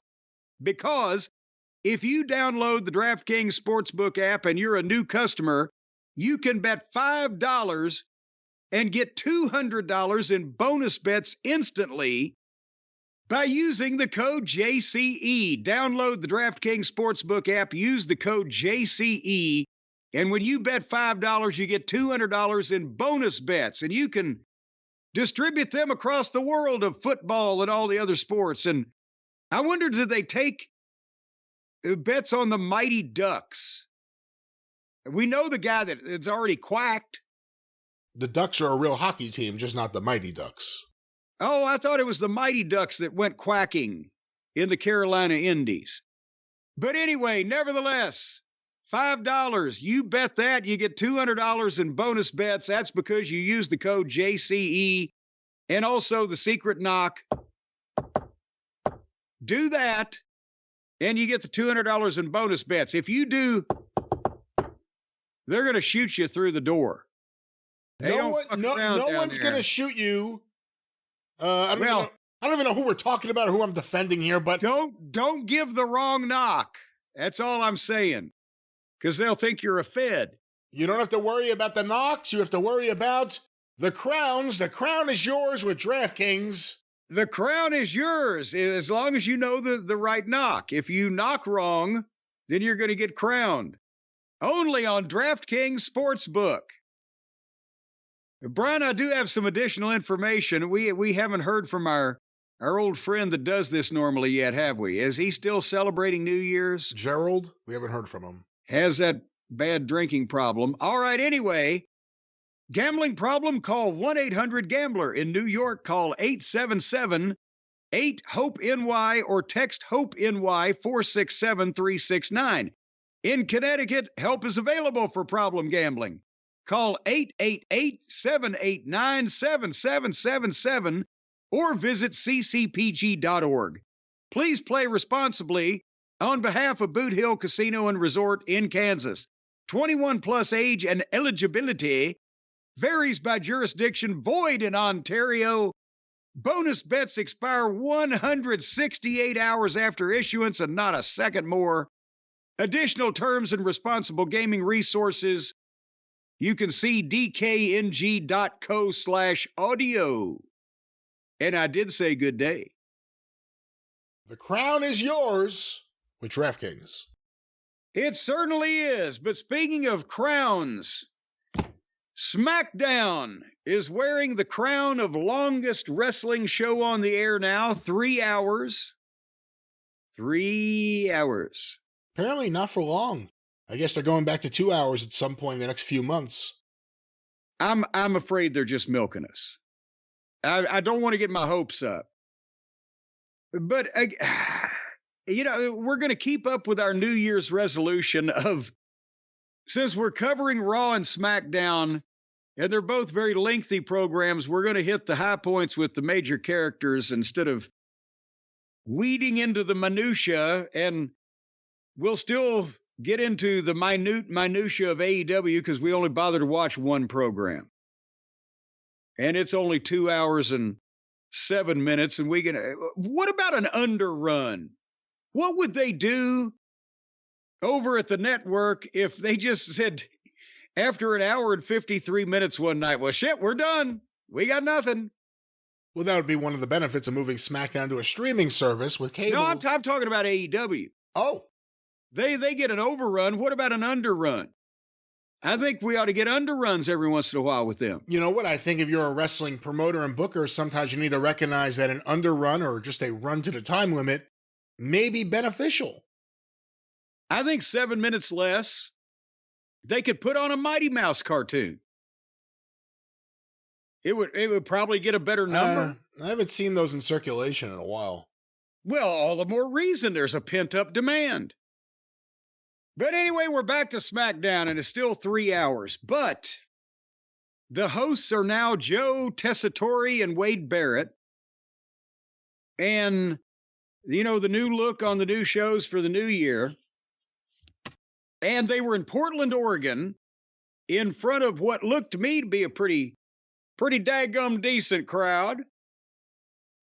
And they started out with the recap of the Netflix Raw debut, which, again, looked so major league, and that place was lit up like a Christmas tree. And then here, Paul Heyman is already in the ring. And I think he should have gotten a full entrance.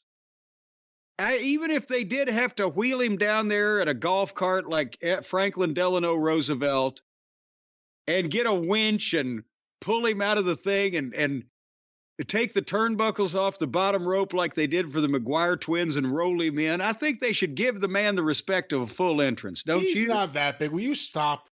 I'm trying wench? Did you say a wench? A winch. Do not call Eleanor Roosevelt that. How dare you? No. I'm talking about the block and tackle type of. Oh. But he was in the ring, and he was all excited, ready to address the crowd because of the big triumph. Officially, there's only one tribal chief, and it's Roman Reigns. And, of course, the people chant OTC, and that's right, only tribal chief. And Roman has instructed Paul to tell everybody what is next in the career and the life of Roman Reigns, and he's going to do that. And to be respectful, and he's been told to do this, to say this to this man face to face. He wants to talk to the undisputed WWE champion Cody Rhodes, and he calls out Cody. And I love this because as he mentioned Cody's name, the crowd started booing, but they weren't booing Cody. As soon as his music hit, they cheered him like crazy, but they were booing the idea. They're starting to think, oh, Paul's going to turn. All right. I mean, they're with every goddamn line that's being said by these top guys. And so they're like, oh, what's going to happen now? No, we want to like Paul and blah, blah, blah.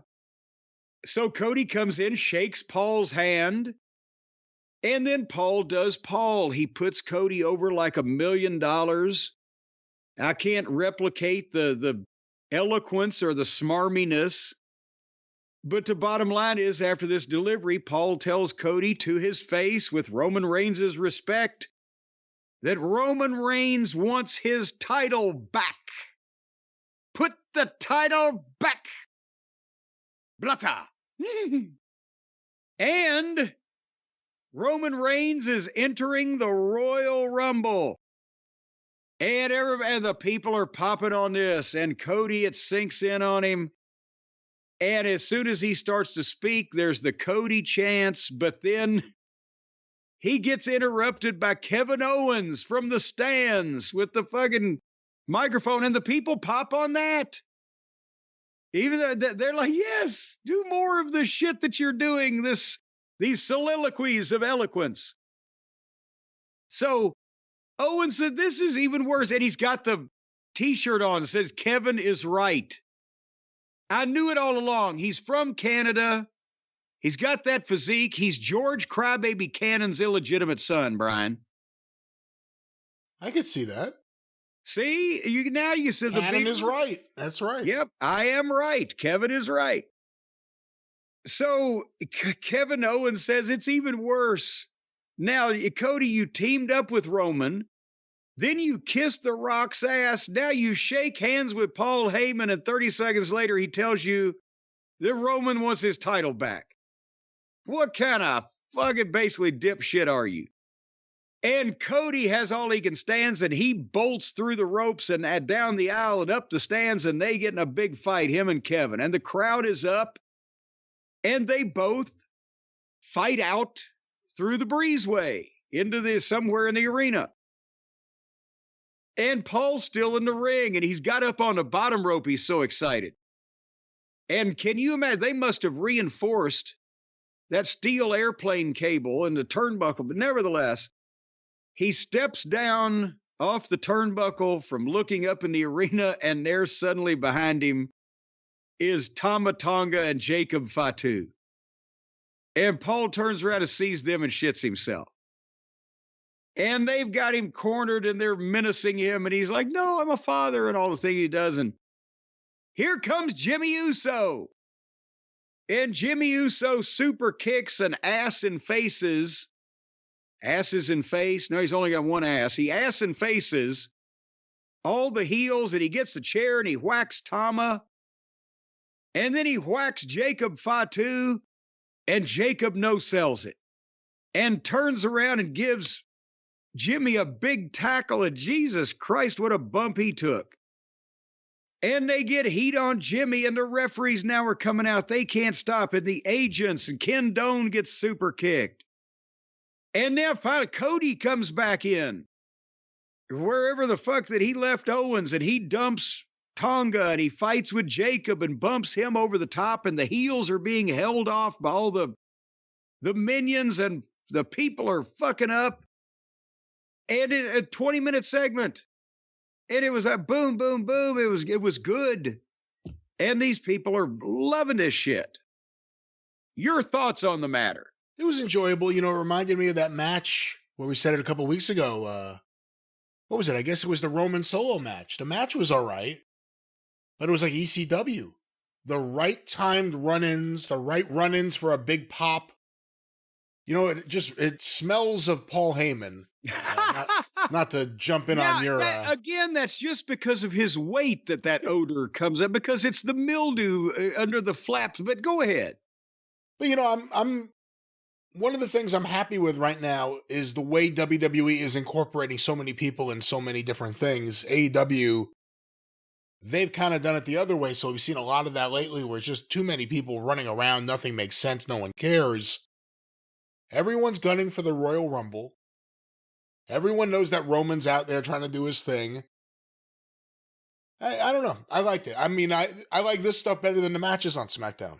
Well, yeah, because this is the stuff you really want to see. But it's focused. They're promoting shit. They're making big events upcoming instead of trying to make the TV the greatest show in the history of, you know, like Nick Goulas. We're in store for one of the largest crowds I've ever seen in all my years. And then, as a matter of fact, let's, in some way, kind of take this chronologically here, but keeping with the participants involved. They had Chelsea and Mia, and they had the Lucha heels against Purely Dreary. And the first spot, the Lucha guys tried, or maybe they're the Lucha baby faces. I can't keep track. But they tried the fucking double dive. But it fucked up because one of Purely Dreary took a head scissors and rolled out on the wrong side of the ring. And the two guys start running for the ropes. And as the one guy starts running, he sees, well, wait a minute, there's nobody there. And he stops and just get out of here. Oh, yeah. And I never saw that. And then he saw where he was. And then he fucking ran anyway. But by the time that he got to the ropes, he wasn't sure whether the guy was going to catch him or not. And he just fucking stopped. And stepped out and just put his hands on his hips. But anyway, then we came to the 9 o'clock hour with the U.S. title match with LA Knight and Shaky Nakamura. And I love LA Knight. I can't watch this other fucking guy. But earlier, security had been trying to throw Fatu and Tama out of the building, and they weren't going, so LA Knight had come in, bum rushed them, and shoved them out and locked the door. So now they have this match with LA Knight and Nakamura, and then as soon as LA Knight hits his finish, boom, and covers him, here comes Fatu and Tama Tonga. They found the other way in. You know, ever since the Triangle Shirtwaist Factory fire, they've had to have 2 doors to these major arenas.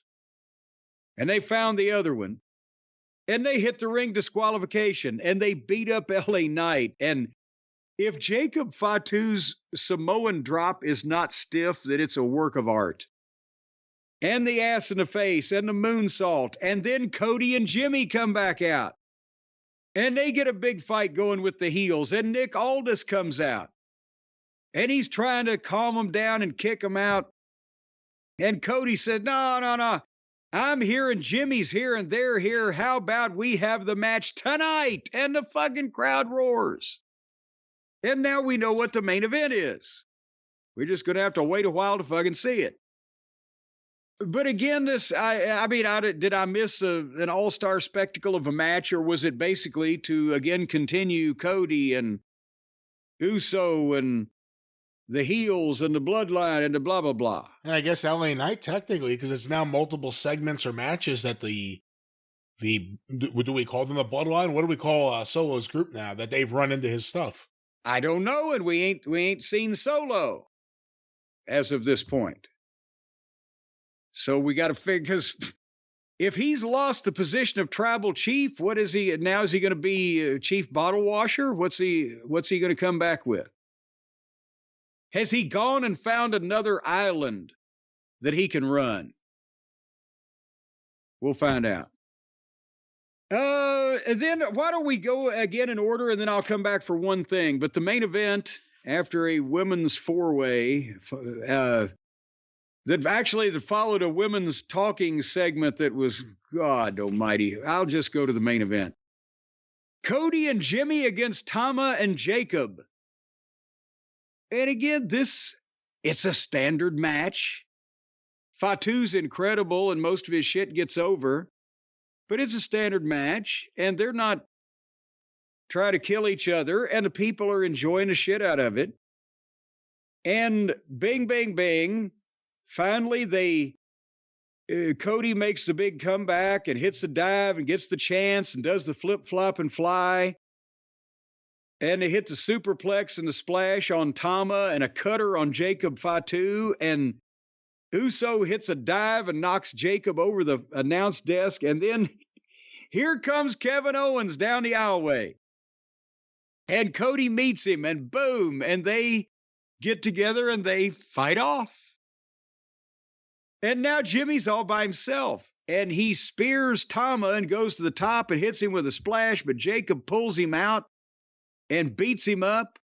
And then moonsaults him. And pins him 1, 2, 3. And the announcers are even saying Jimmy was left all alone. And then Cody and Owens fight back into the arena. And Cody tackles Owens off of an equipment case through 2 tables. And they crash there. And they're bringing the meat wagon in as we go off the air.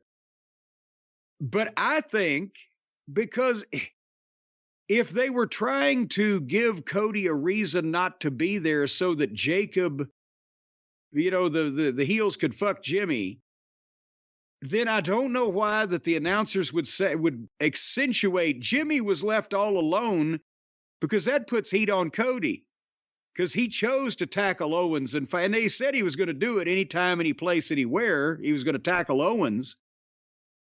But in the old days, people would have been going, where the fuck were you while your partner was getting beat? But the way that they said that, I'm wondering if they're leaving a little hook for later that they can play something back if Jay wanted to be the WWE champion, or Jimmy rather. You see what I'm saying to you here? I do. So it's just, and Cody can take the residual Because he did come back out. And he did, get thrown through a table, so he was occupied at the time. But they could do something with that later on. It's just a little clue to be left. Anyway. But that was the SmackDown show. What'd you think of that big main event? It was all right. Like you said it best. It was, I don't know if you said standard. It was a fine television main event. A fine, clean contest. It's been a topic of conversation, so you could say it here. Not everything needs to be a 5-star match. It was a fine main event to keep furthering things along. And the fans there seemed very happy with what they were getting.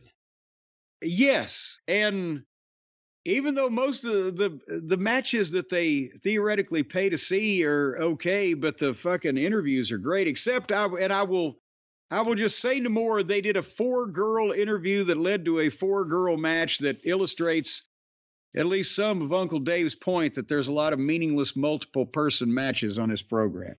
I shouldn't say meaningless because it was all the women that want the women's title and blah, blah, blah. But that was a lot of women for a long time. But there you have that. Yeah. Brian, I'll tell you what, some of those women, they I'm might afraid, need to, whatever you're thinking, why don't you go the other way? Why don't you talk about something else and someone else or somehow, somewhere? Some of those women, they might have boyfriends or husbands. Yes, they may. Yeah, see, so far, so good. They might want their boyfriends or husbands to groom themselves better. Would you say that's fair to say? Fair to say. So far, so good, yes. They might want to help these men in their efforts to groom themselves. They may want to assist somehow because the men are not doing it on their own. So then, Brian, you would say that it would also follow that the slicker and cleaner you are, the more likely that it is as Valentine's Day is coming up to have not only roses on your piano, but tulips on your organ. I would say that a lot of women out there probably like their man to look very nice and clean and dapper on Valentine's Day. Yes, and that can lead to other things. So it could. So in addition, ladies out there, now I can tell you how you can help your man along in having a beautiful, dashing profile, a shaven face, free of whiskers and growth, and it'd probably even work on the ears, and you might even be able to get part of this Harry's razor up your nose if you tried hard enough. But it'll take a lot of that unwanted hair off and give you the nice slick look, and you get a little collar on your shirt, and you fucking look nice on the neck there and everything. The next thing you know, you're going around the world in 80 days with a hooker in a cheap hotel somewhere. You never know what might happen. But folks, right now, Harry's has a trial kit. So you can find out what's going to happen for only $3. That does not include the companionship, but what it does include is the beautiful and deluxe razor handle that is ergonomically designed. It's weighted. It fits good in your hand, so you can just wave your hand in front of your face and instantly all the hair falls off. Depending on how many times you wave it, your lips may follow. And that's because of the 5-blade razor cartridge that is German engineered in their own factory. Achtung! They're sharper than a serpent's tooth. And you also get a travel cover and some foaming shave gel. We do not recommend that you rake these blades across your exposed skin without the foaming shave gel. That can make a lot of difference. It's normally $13, folks. Right now, it's only $3 if you go to Harry's, HARRYS.com/JCE. Harrys.com/JCE. The $13 trial set comes for just $3, and you can check out some of the other fine products. They have the skin softening body wash and the high quality, amazing smelling deodorant for just $5. Even homeless people, you could find $5 laying in the gutter. Go get you some extra strength, high quality, amazing smelling deodorant from Harry's, and people will ignore the fact that you have leprosy and you have maggots in between your toes. You're going to smell great. Plus hair and other grooming products that fit your unique look and needs. Some of you we have come to find out, have unique looks, and you need to find some grooming products that fit those. Well, Harry's has got them for you, folks, so don't even worry about the part-time job at the county fair during fair season. You too can look normal. Harrys.com/JCE for $3. You get to look acceptable and maybe get some nookie on Valentine's Day. Well, every day can be Valentine's Day with Harry's. One more time, that promo code. One more time, Harrys.com/JCE. So how much excess body hair are you removing over at the 605 Wrestling News Arcadian Vanguard end of the operation this week, Brian? No hair removal and nothing else to say there, really. Go through the archives or listen to everything. Go on Facebook, facebook.com/Arcadian Vanguard. And, of course, on Twitter or X or whatever it may be, look for @Superpodcast. Of course, the wrestling news each and every day. Get your wrestling news for free without opinion, without star ratings, without conjecture.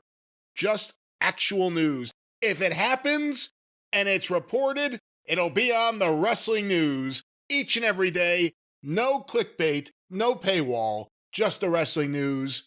Get it directly from thewrestlingnews.com, wherever you find your favorite podcast. Want to make mention of Stick to Wrestling with John McAdam. They are looking now at the beginning of 1985. I can't believe to say this. 1985, 40 years ago. Oh! Hear that talk, McAdamPod.com, or look for Stick to Wrestling with John McAdam, wherever you find your favorite podcasts. And, of course, the 605 Super Podcast, The Mothership! Go through the archives at 605pod.com. I felt that one. The Mothership. All righty then, let's go to the mother of all television programs, the brand new Raw on Netflix. Raw is Netflix. That doesn't work, does it? What's Netflix backwards? Exilftin. Yes, it doesn't work. Why do you need it backwards? What was the point of that? Remember Raw is War? That was a big deal. Well, that was a big deal that was the name of the show, was a big deal. Yeah. So why does Netflix have to be Raw is Netflix doesn't work because Raw is War. War was Raw backwards. It worked. It was almost a palindrome. But Raw is Exilfnet. Doesn't, Anyway, and by the way, here's another difference between the Netflix and the what's the thing that AEW is on? Max. Poor MJF. He gets blamed for everything. When you go to Netflix, the first thing that pops up is Raw on a screen to watch. That's your first choice of anything to watch. They are going all the way with this fucking thing, aren't they? And meanwhile, over on Max, Stacy had to do the goddamn search by alphabet, AE, to find the goddamn thing. And again, Netflix, it's airing live on Max. It's a simulcast, so it's not like it's the only place you can go. You could just stay wherever you were watching it already. Like you said, you go to Netflix, the first thing that pops up for me is the option to watch Raw live, even before it's on. Yeah. And then I get like 30 minutes of like weird, I don't know what, like Seth Rollins dancing for the camera. There's like all sorts of weird shit they put up with a clock saying like 30 minutes, 28 minutes, whatever it may be. Yeah, live event begins in 2 minutes, 14 seconds. Yeah, it's not a priority for Max. And again, I think there's going to be a harsh reality after a year when they look at the numbers and they realize it's not like WWE. There is not a ton of people going through the archives of the pay-per-views, and there's not going to be a big audience watching live. And if you can't find it on there, people aren't going to bump into it, and wrestling fans aren't going to stay to watch other things. So no one's going to get any benefit from this whatsoever. And right now, unless things are done differently. Let me say that before they're like, oh, they said they'll never get benefits from Max. Yeah, if Max keeps handling it the way they are. Yeah, yes, duly noted. And you might even be able to pull up documents on this, but I heard from last week, before we talk about this week's Raw, that you can't really, the numbers that you can Uncle Dave, somebody with that type of mindset can go in and just analyze these numbers right down to the cob, but they're not the same as Nielsen numbers, and it's not figured the same or whatever, but they were figuring that several million fucking people watched that show last week. Worldwide. From any accounts is what yes. Yeah. But it's a lot of people, whichever way you look at it. It's exactly what Netflix wants, is regular weekly programming that'll get millions of people worldwide, not just in America, but worldwide. And then they'll see the thumbnail for the Strange Housewives of Bug Tussle and theoretically want to watch that too. But they were at the SAP Center in San Jose, California. The drone shot came in from the parking lot into what a fucking crowd. And and again, was this? That's a big fucking building. And I know they had somewhat of a stage. The end of it was blocked off to some extent, but was that a 15,000 person crowd? It looked every bit of it on camera. Maybe they're using one of those wide angle lenses that at the fair, it makes you look fatter. I believe it sold out. The last update I had from WrestleTix, which was a few hours before the show, there were only 407 tickets remaining. For the current setup was 12,943. Okay, 13,000 then. Okay, I'm sorry. I just eyeballed it at 15. Pardon my error. And the hosts of this show, Michael Cole and Pat McAfee. McAfee's back now, and I guess he'll be here till football, right? When he goes and stirs up another sports fans. Which is usually a few weeks before he wears out his welcome. He gets annoying quick. It's too much. The thing is, he's doing the Crusher in the AWA thing. He's going to take the summer off because it's going to suck anyway. He'll get mad at Vern. He'll go to the lake, and then they'll make up in the fall. So then an SUV pulls in the back, and it's Punk. He gets out, and they do the follow shot. He walks all the way to and through the gorilla position. And then suddenly out in the arena, you hear, like Mussolini in SAP. Why do they call it the Second Audio Program Center to begin with? I don't know. Or maybe is this a syrup company that has bought the naming rights, the SAP Center? They have SAP, that's why it would be a syrup company. In that case, we need some pancakes. Maybe that's why the new day is so over. The SAP Center at San Jose, which was originally known as the San Jose Arena, and the HP Pavilion at San Jose. Doesn't say anything about SAP. So HP Pavilion, so they went from steak sauce to maple syrup? Trying to see how SAP... Oh, here we go. SAP. SAP is a European multinational software company based in Waldorf, Germany. That's where they invented the salad, right? This is how they conquer America, by buying our stadiums. Damn Germans. Anyway, so Punk's on the way to the ring. And he got a big it's clobbering time. These people, they were a very with it crowd. They knew, what was going on and everything. And he had fun with the fans. They did the drone shots, the CM Punk chants. And I know this crowd struck me. Maybe I just don't watch all the WWE crowd shots, but was this crowd, did they look even younger than even normal WWE crowds lately? There was a lot of the demographic there. There were a lot of Penta's kids at ringside.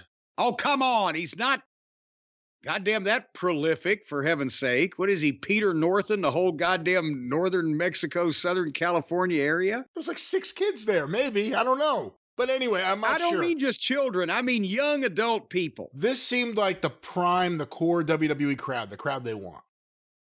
Well, there you go. They to the core.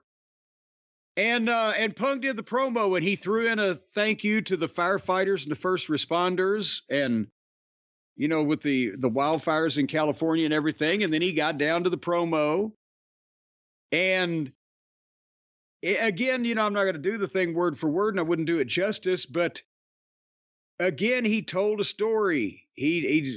Seth Rollins is no longer on my plate. Last year, the Royal Rumble didn't go my way. I tore my tricep. I couldn't see my dreams. But I made my biggest setback, my biggest comeback. And John Cena, I see you and I always have. And John Cena is declared for the Royal Rumble. Well, so have I.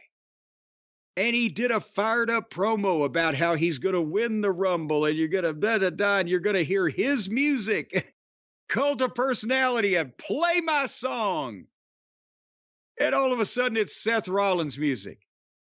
And Punk fucking sells it. And like you should, instead, everybody that ever gets interrupted not only acts like they expect it, but they don't even seem disrespected or upset by it. And Punk's like, why can't it be Rhea Ripley? So here comes Seth Franklin. By the way, he really said that. For anyone who hasn't seen it, it's not because you said it in your voice. He said, why can't it be Rhea Ripley that interrupts me? It's got to be this fucking guy. And Seth looked like Elton Rollins, and he came out, and the fans whoaed for a long time.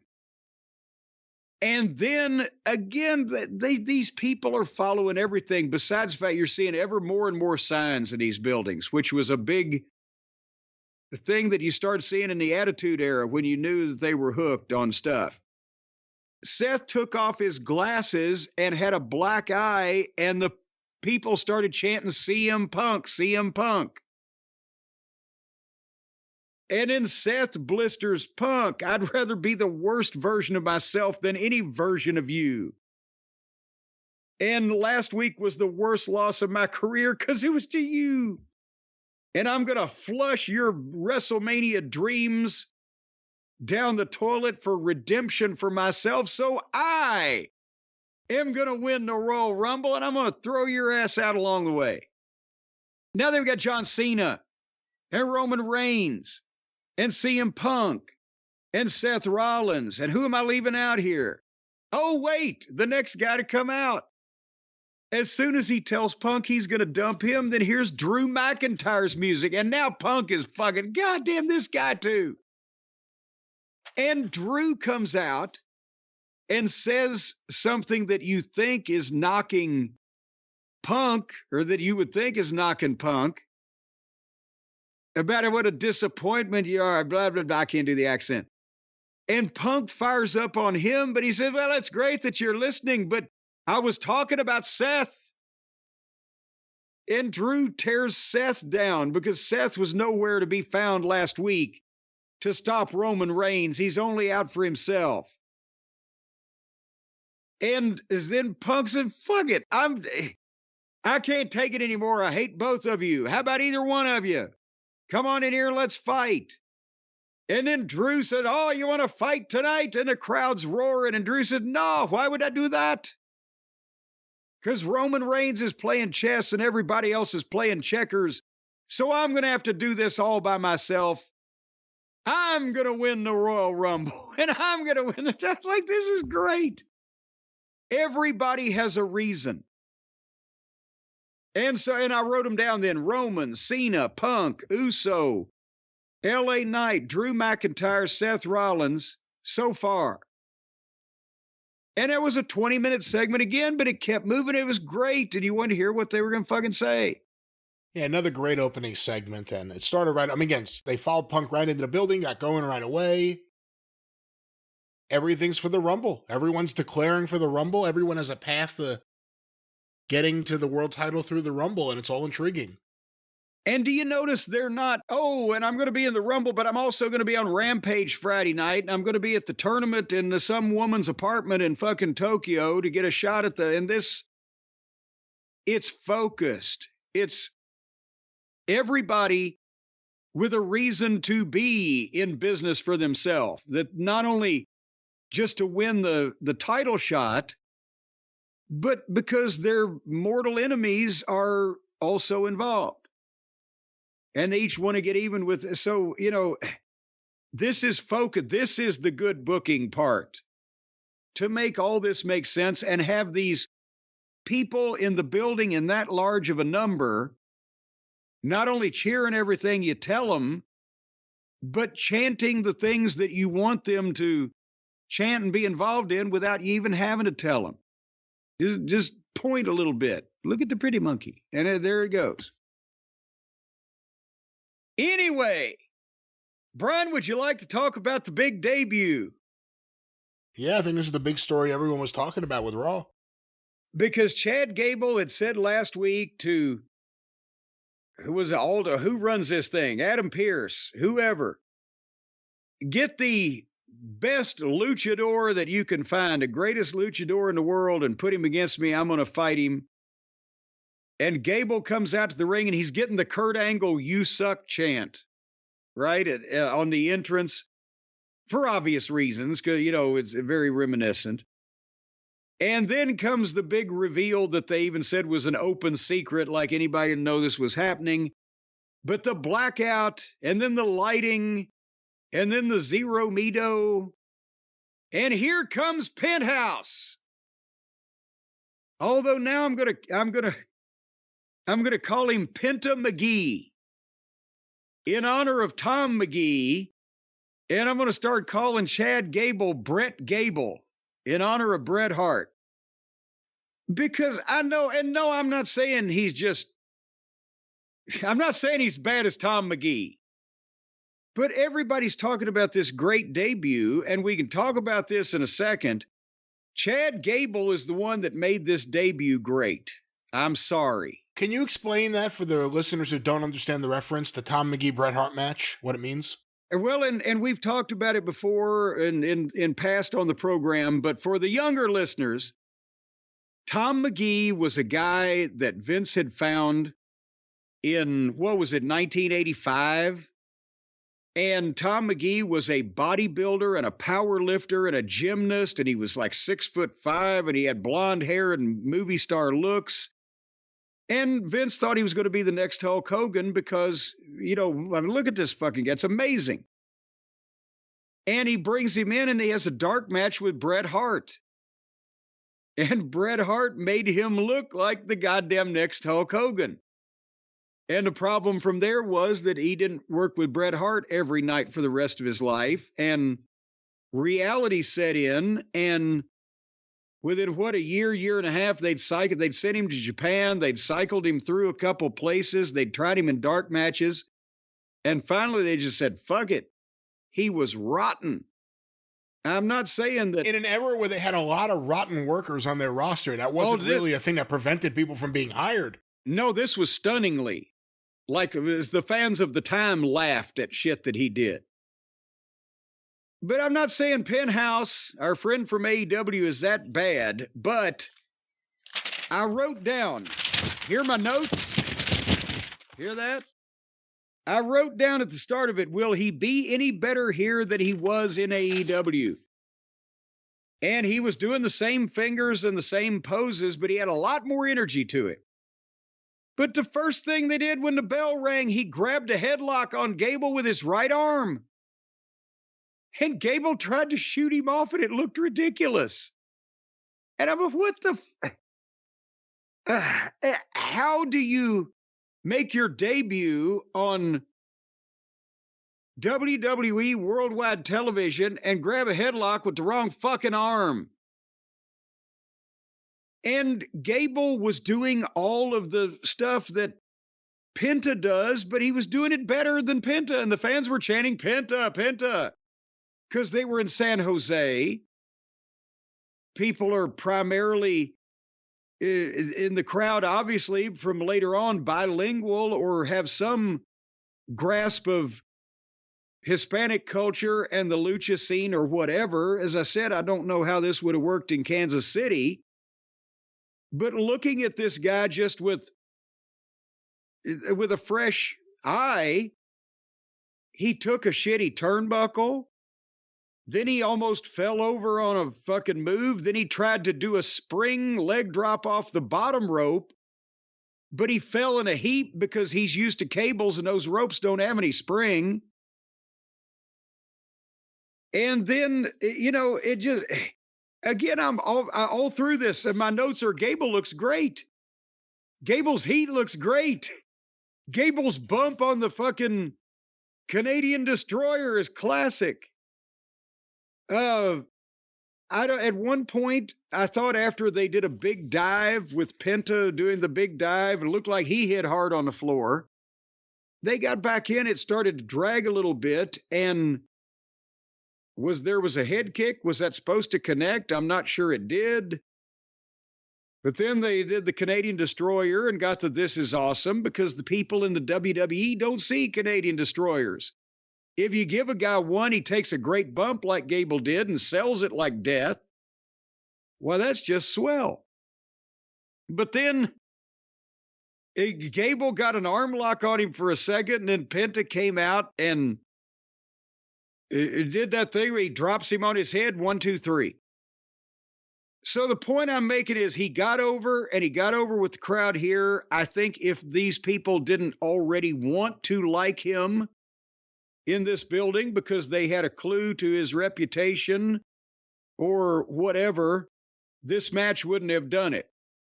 Chad Gable worked his ass off. And the promo afterwards, as I said, he struggled to speak English, saying, "This is my new home." And the people were listening, kind of trying to get with it. But when he started speaking Spanish, it sounded good, and the people reacted to it.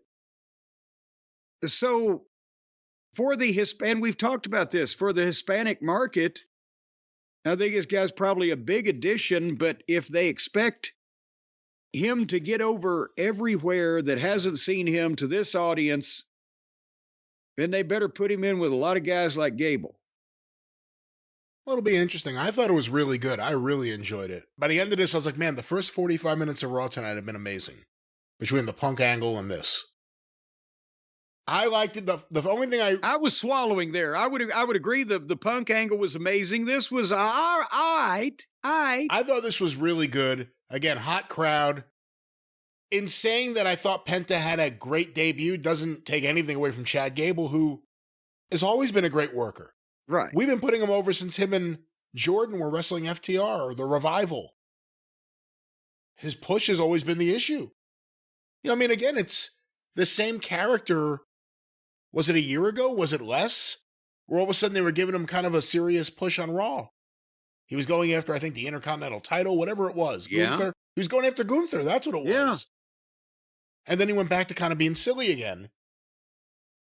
You talk about that Canadian Destroyer. The way he took that Canadian Destroyer may be the best bump I've ever seen taken off it, but more importantly, the reaction it got. It didn't just get a pop. It got like a, we've never seen that before pop. Now, this is a move that's been around forever. But not in the WWE. Exactly. Penta is one of the guys, I believe, guilty in the past in AEW, probably other places, where one guy does it and then they pop up and they run to the other rope and they hit the other guy and then they do it back and forth. This right here shows the importance of the difference. When you hit it one time and it's special, and in this case, it was right before the finish. I know it wasn't the finish. It was right before it. The crowd reaction was a big part of the story. The crying daughter at ringside. Penta did a promo in English. Again, not his first language. Did he ever speak English in AEW? Ever? Ever. They did a better job in one night. And again, Chad Gable's a great worker, but it's also his charisma and his personality too. Right. And, he stands out from the average luchador here in 2025. They did a better job in one night with the merchandising, with everything, with Penta, than Tony Khan and AEW did in 5 years. Well, and they talked about his past on commentary. Lucha, other than AEW, Lucha Underground Champion, TNA, whatever they said. They didn't say AEW, but they did about as good as you're going to do to put him over on night one. And that's also something they're going to continue. They have producers for their matches. If you ever do see the spot where the one guy gives the destroyer and then the other guy hops up and blah, blah, blah, back and forth, you'll never see it again, and they will have called it in the ring, and he'll get chastised for it because the producers won't allow that kind of thing to happen to keep the big pop when they see the move. And additionally, they're going to put him in with guys that can enhance him for the most part, rather than, again, on the other side of the street, they will put people in with anybody with that because Tony has no knowledge of or perspective on this guy's style won't lend itself well to getting this guy over that I want to get over. He won't be able to do his stuff right. I need to give him this guy or whatever. They just put people in there and hope for the best. So he will be produced and he will be much bigger, already is in this company than he was in AEW, because they'll accentuate the strengths and eliminate the weaknesses. What'd you think of his selling? Did you ever see him sell like that in AEW? Well, no, because they just hop up and do things. And at one point, I could see he's not used to this, right? When he was down trying to sell, I think, the leg or whatever. But he, again, is being produced. And the opponents will say, oh, no, if I'm going to do this, then we need to get this reaction, and then I'll do the other thing for you. And he will assimilate into the system, hopefully. But no, already, there was nobody producing them or explaining the flow of the match or any goal of business of the match. It was just, do what you guys do. Good or bad, that's what they were doing. Good and bad, both. What do you think Ray Phoenix is thinking? He's thinking, God damn it, if only I hadn't... the choke slam off the ring apron through the table where he broke his arm, that had to be where they're adding the time, right? I don't know, because I think that may have been... That was a while ago. I think he had to have renewed since then, unless he signed a 5-year deal right out of the gate. I don't know. Good Lord. Anyway, moving along. Sheamus versus Ludwig Kaiser. Now, Brian, I have to tell you, I forgot to prep the people on how I watched this. It was on the Netflix, obviously, but I wasn't in the TV room. I was in the bedroom. Because the bedroom TV remote has me a couple of buttons where I can back this thing up and scoot it forward a little bit. And there's still no on screen, so I don't know what I'm missing or how far back I'm going or whatever. But during this match, my cheesy bacon pot pie was ready. And so I paused it, but in the process of going to get and eat my pot pie, I started it again, but I didn't make any notes because it was Sheamus. And I wish that if only they could do with Sheamus what they did with Drew McIntyre, or if Sheamus could do with Sheamus what Drew McIntyre did with Drew McIntyre. But otherwise, Sheamus won and argued with Braun Breaker.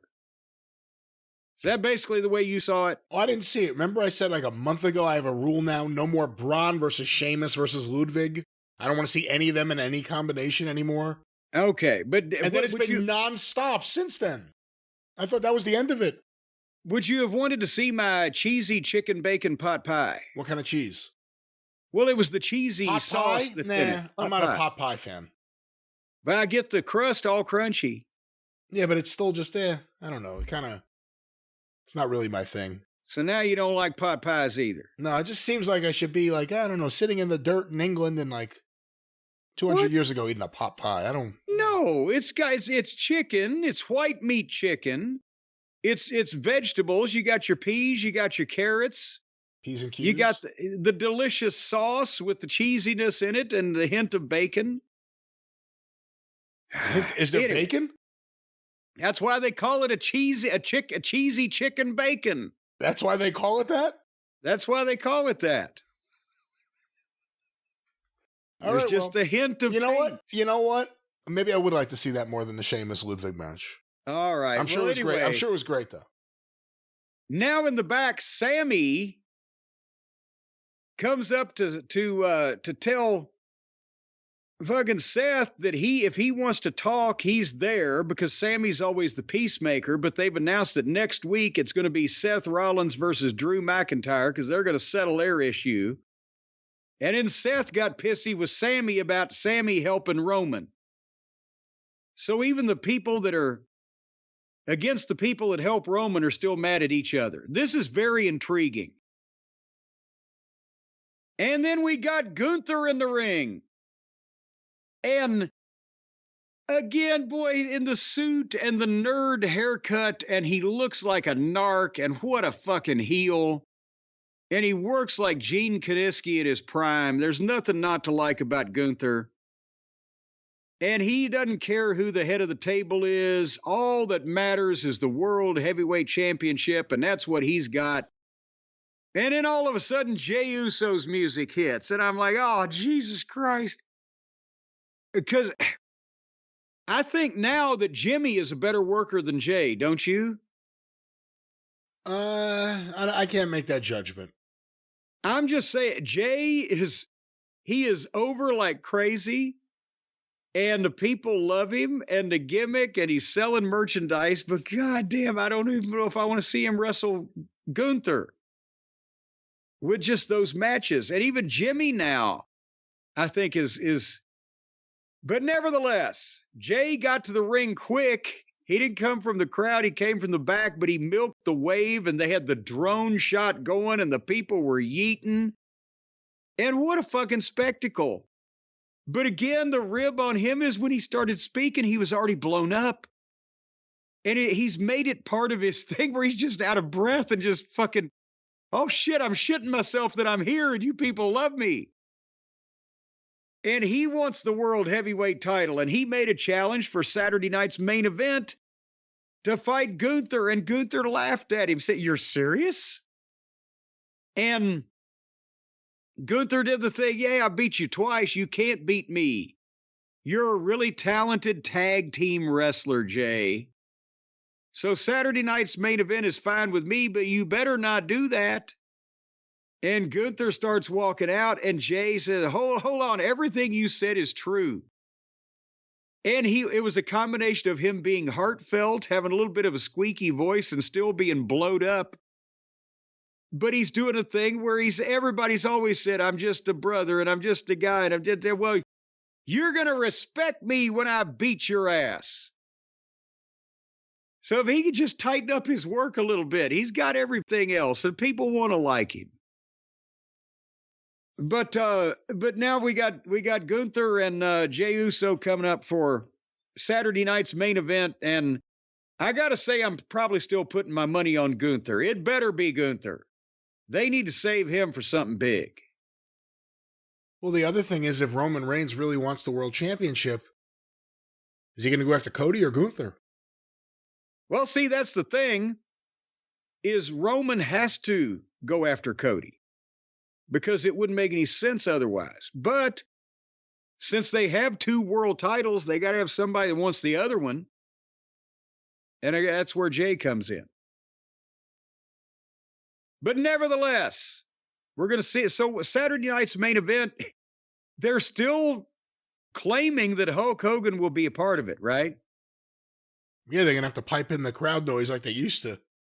I think they're going to have to throw a goddamn sound muffling blanket over the entire arena. I don't know if they'll be able to cover that up. Maybe if he doesn't come out with a heel manager, maybe that was the problem.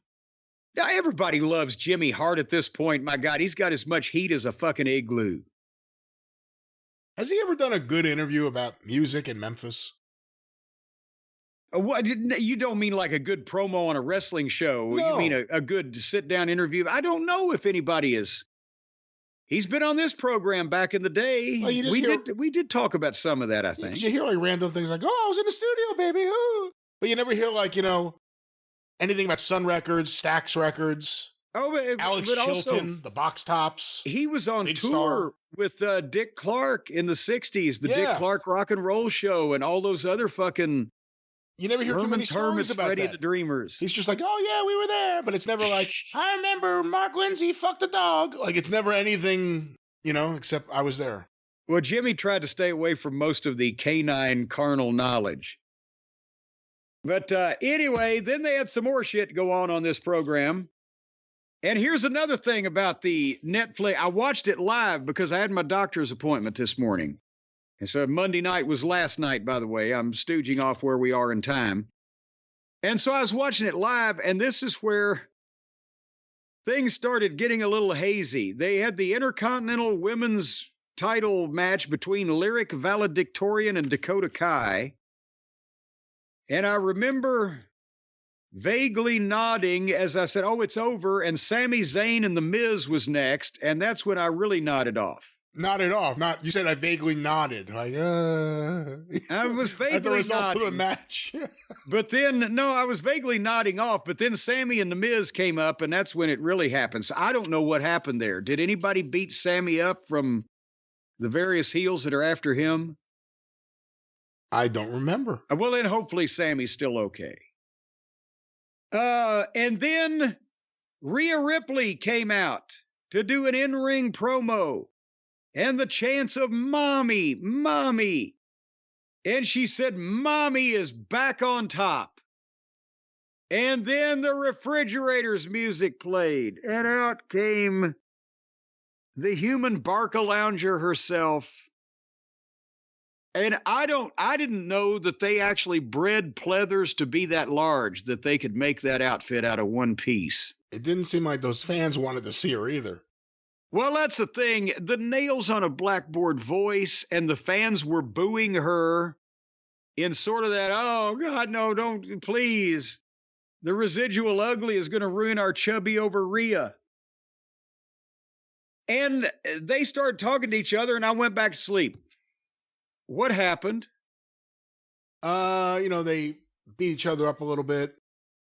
Bayley got involved, and then Bayley and Rhea got rid of Nia, and they were kind of celebrating sisterhood.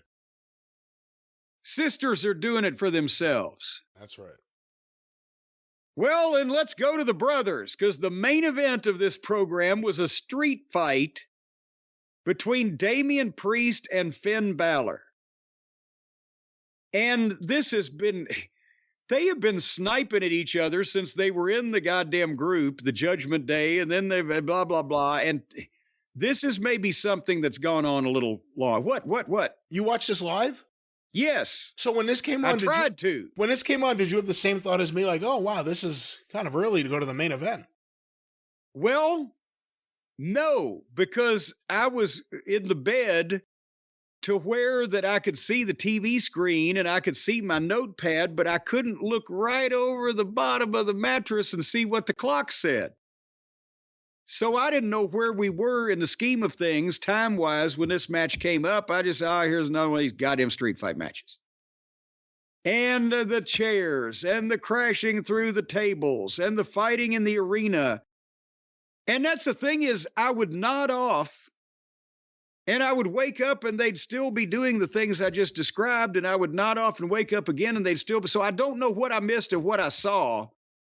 But there was a lot of street fightingness, chairs and tables and arena, and the same as every other goddamn thing that anybody does these days. And so when I woke up, the screen was frozen. And I was like, what the fuck? The show's over with. So I hit play because I don't know how to work the Netflix, but I figured I'll just hit something to see what happens. And the show started at the beginning, the cold open, right? And I'm thinking, well, I got to fast forward now a couple hours in to see the rest of this goddamn match. So I fast forwarded 2 hours in until Stacy walked in the room and said, that's last week's show. What? I'd popped last week's show up. Somehow it automatically, they're going to make you watch this shit. Even if you're trying not to, it's going to come up. So then I had to go back to the correct show and then start playing it and fast forward 2 hours and whatever into that to see Priest chokeslam Finn 1, 2, 3. And then the show went off the air and it was only 2.5 hours long. So to answer your question, no, I was not surprised because I didn't know what time it was, but then I was surprised when the show was only 2.5 hours long. And I still didn't like the street fight because it's a goddamn street fight. Yeah. What'd you think? I guess it was fine for what it was. I'm not a big fan of these kind of matches, and I haven't been a big fan of the Priest Balor feud. Hopefully it's over. I know you're not a big fan of Priest. Many of us aren't. Well, hopefully you're playing for the opposing team anyway. Hopefully this feud is over when he goes to AEW. It'll be Damian Rabbi. But hopefully this is over. Did he get the collar? They did the thing where they did a spot off of a giant area. I don't even know how to describe this. I saw that through a table things. And then Balor got stretchered out, but then Priest decided, now I'm going to really end this, and he went back and started beating up him and the rest of the Judgment Day once and for all. That's a babyface move. Beat the guy up while he's on the stretcher. Well, as a way to say goodbye to the feud. Well, hey, I'll show you. Say goodbye to the stretcher. So I'm going to kick your ass while you're on it. So I'm watching this and I'm like, all right. I mean, I kind of am done. I don't want to watch anymore. What else is going to be on this show? Because now they can go past 3 hours. They didn't go past 3 hours. The credits came up and I was like, what the fuck? Yeah. And then that was it. That was a pleasant way to end the night. It ended up, I didn't think it was going to be a nice way to end the night, and then it ended up being just perfect. What a surprise ending. All right, I can go home now. We got where were you watching it? Down at the goddamn pool hall? We don't discuss the things that happen at the pool hall. You were watching the show on the big screen over at the House of Ill Repute in Teterboro, weren't you? I don't go to Teterboro. I go out of Morristown. Okay, they opened up a closer branch. Yeah. Well, anyway, that was Raw for January the 13th on the Netflix. And again, I mean, Saturday night's main event is coming up again. It'll be interesting to see what happens with Hulk Hogan on that program, but they've got matches lined up for that. The Royal Rumble has 50,000 fucking tickets sold or whatever. There's multiple stars in that. They're cooking for they ain't going to go out of business in the next couple of weeks. No, they certainly won't. One last question before I think you're starting to wrap things up. Well, I was starting to fold things over on the corners. So with the idea that The Rock isn't doing anything at WrestleMania, and he was just on Raw and NXT as a babyface, authority figure sort of guy dressed in a wacky way, like he's going to a nightclub in Miami. I don't know what the hell's going on there. But the previous time we saw him before then, was it Royal Rumble? When Cody and Roman were together in the ring at the end of the main event? And all of a sudden The Rock came out?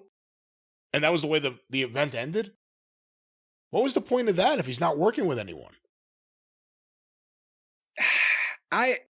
Either something has happened to convince him that whatever he needs to do that would make sense is not going to be the thing that he wants to do or will make him look the best. And so he's just deciding maybe we won't do it.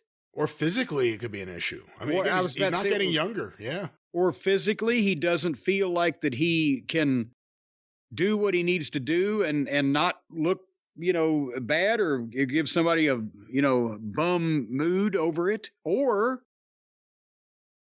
I got to be honest with you, Roman and Rock or Cody and Rock would be big money matches. And I mean, if Rock wrestles paper and scissors, it would draw money.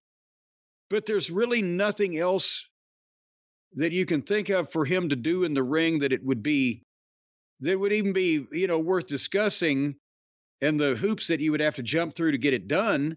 Well, there's one other thing, but I don't know if it's even worth doing. What? Again, I'm not saying they're even going to do this, but if you did Cena versus Rock one last time during the retirement year, it could be pretty big. Well, but again, I don't know if it would work. That's the thing. It would probably be big as a draw. It'd probably be either somewhat disappointing in the end because you're comparing it to something that happened 20 years ago, or somebody's got to lose that one. And unless Rock went full-fledged heel again, it would kind of be a bummer if either guy lost. But what I was going to say is I think ongoing money, not every week, but in major seasons for WrestleMania, SummerSlam, or whatever, build up to Saudi Arabia, whatever they're going to make a fucking fortune on, The Rock and Triple H, not physically, not having a match. Oh, I agree 100%. Cutting the promos and wanting control of the direction of the company, board of directors versus a chief content officer, whatever. That, and let their surrogates, who could be the Romans and the Codys and the Punks and all the top stars, could align with one or the other and be on that person's side to take control of the direction of the WWE. Then you got months and months and months. And no one has to work and get hurt. Exactly. And Heyman can be trying to be the fucking butler for whichever one wins. and playing both of them against the other one. He does that anyway. Well, that's why I'm saying just bring it out in the open. How big is that angle going to be one day when someone attacks Triple H? Oh, because he doesn't have to do anything. He just has to bump. He needs to have a heart attack. No, you can't do that. That was a disaster for Fritz. It's Fritz in the reunion arena. By the way, Fritz's aspirin now at Heritage Auctions. Oh, you know what? They ought to bring Sean Stasiak back and have him give Triple H the heart punch. They ought to bring him back and sign him to AEW so he can record all the locker room conversations and send them to us.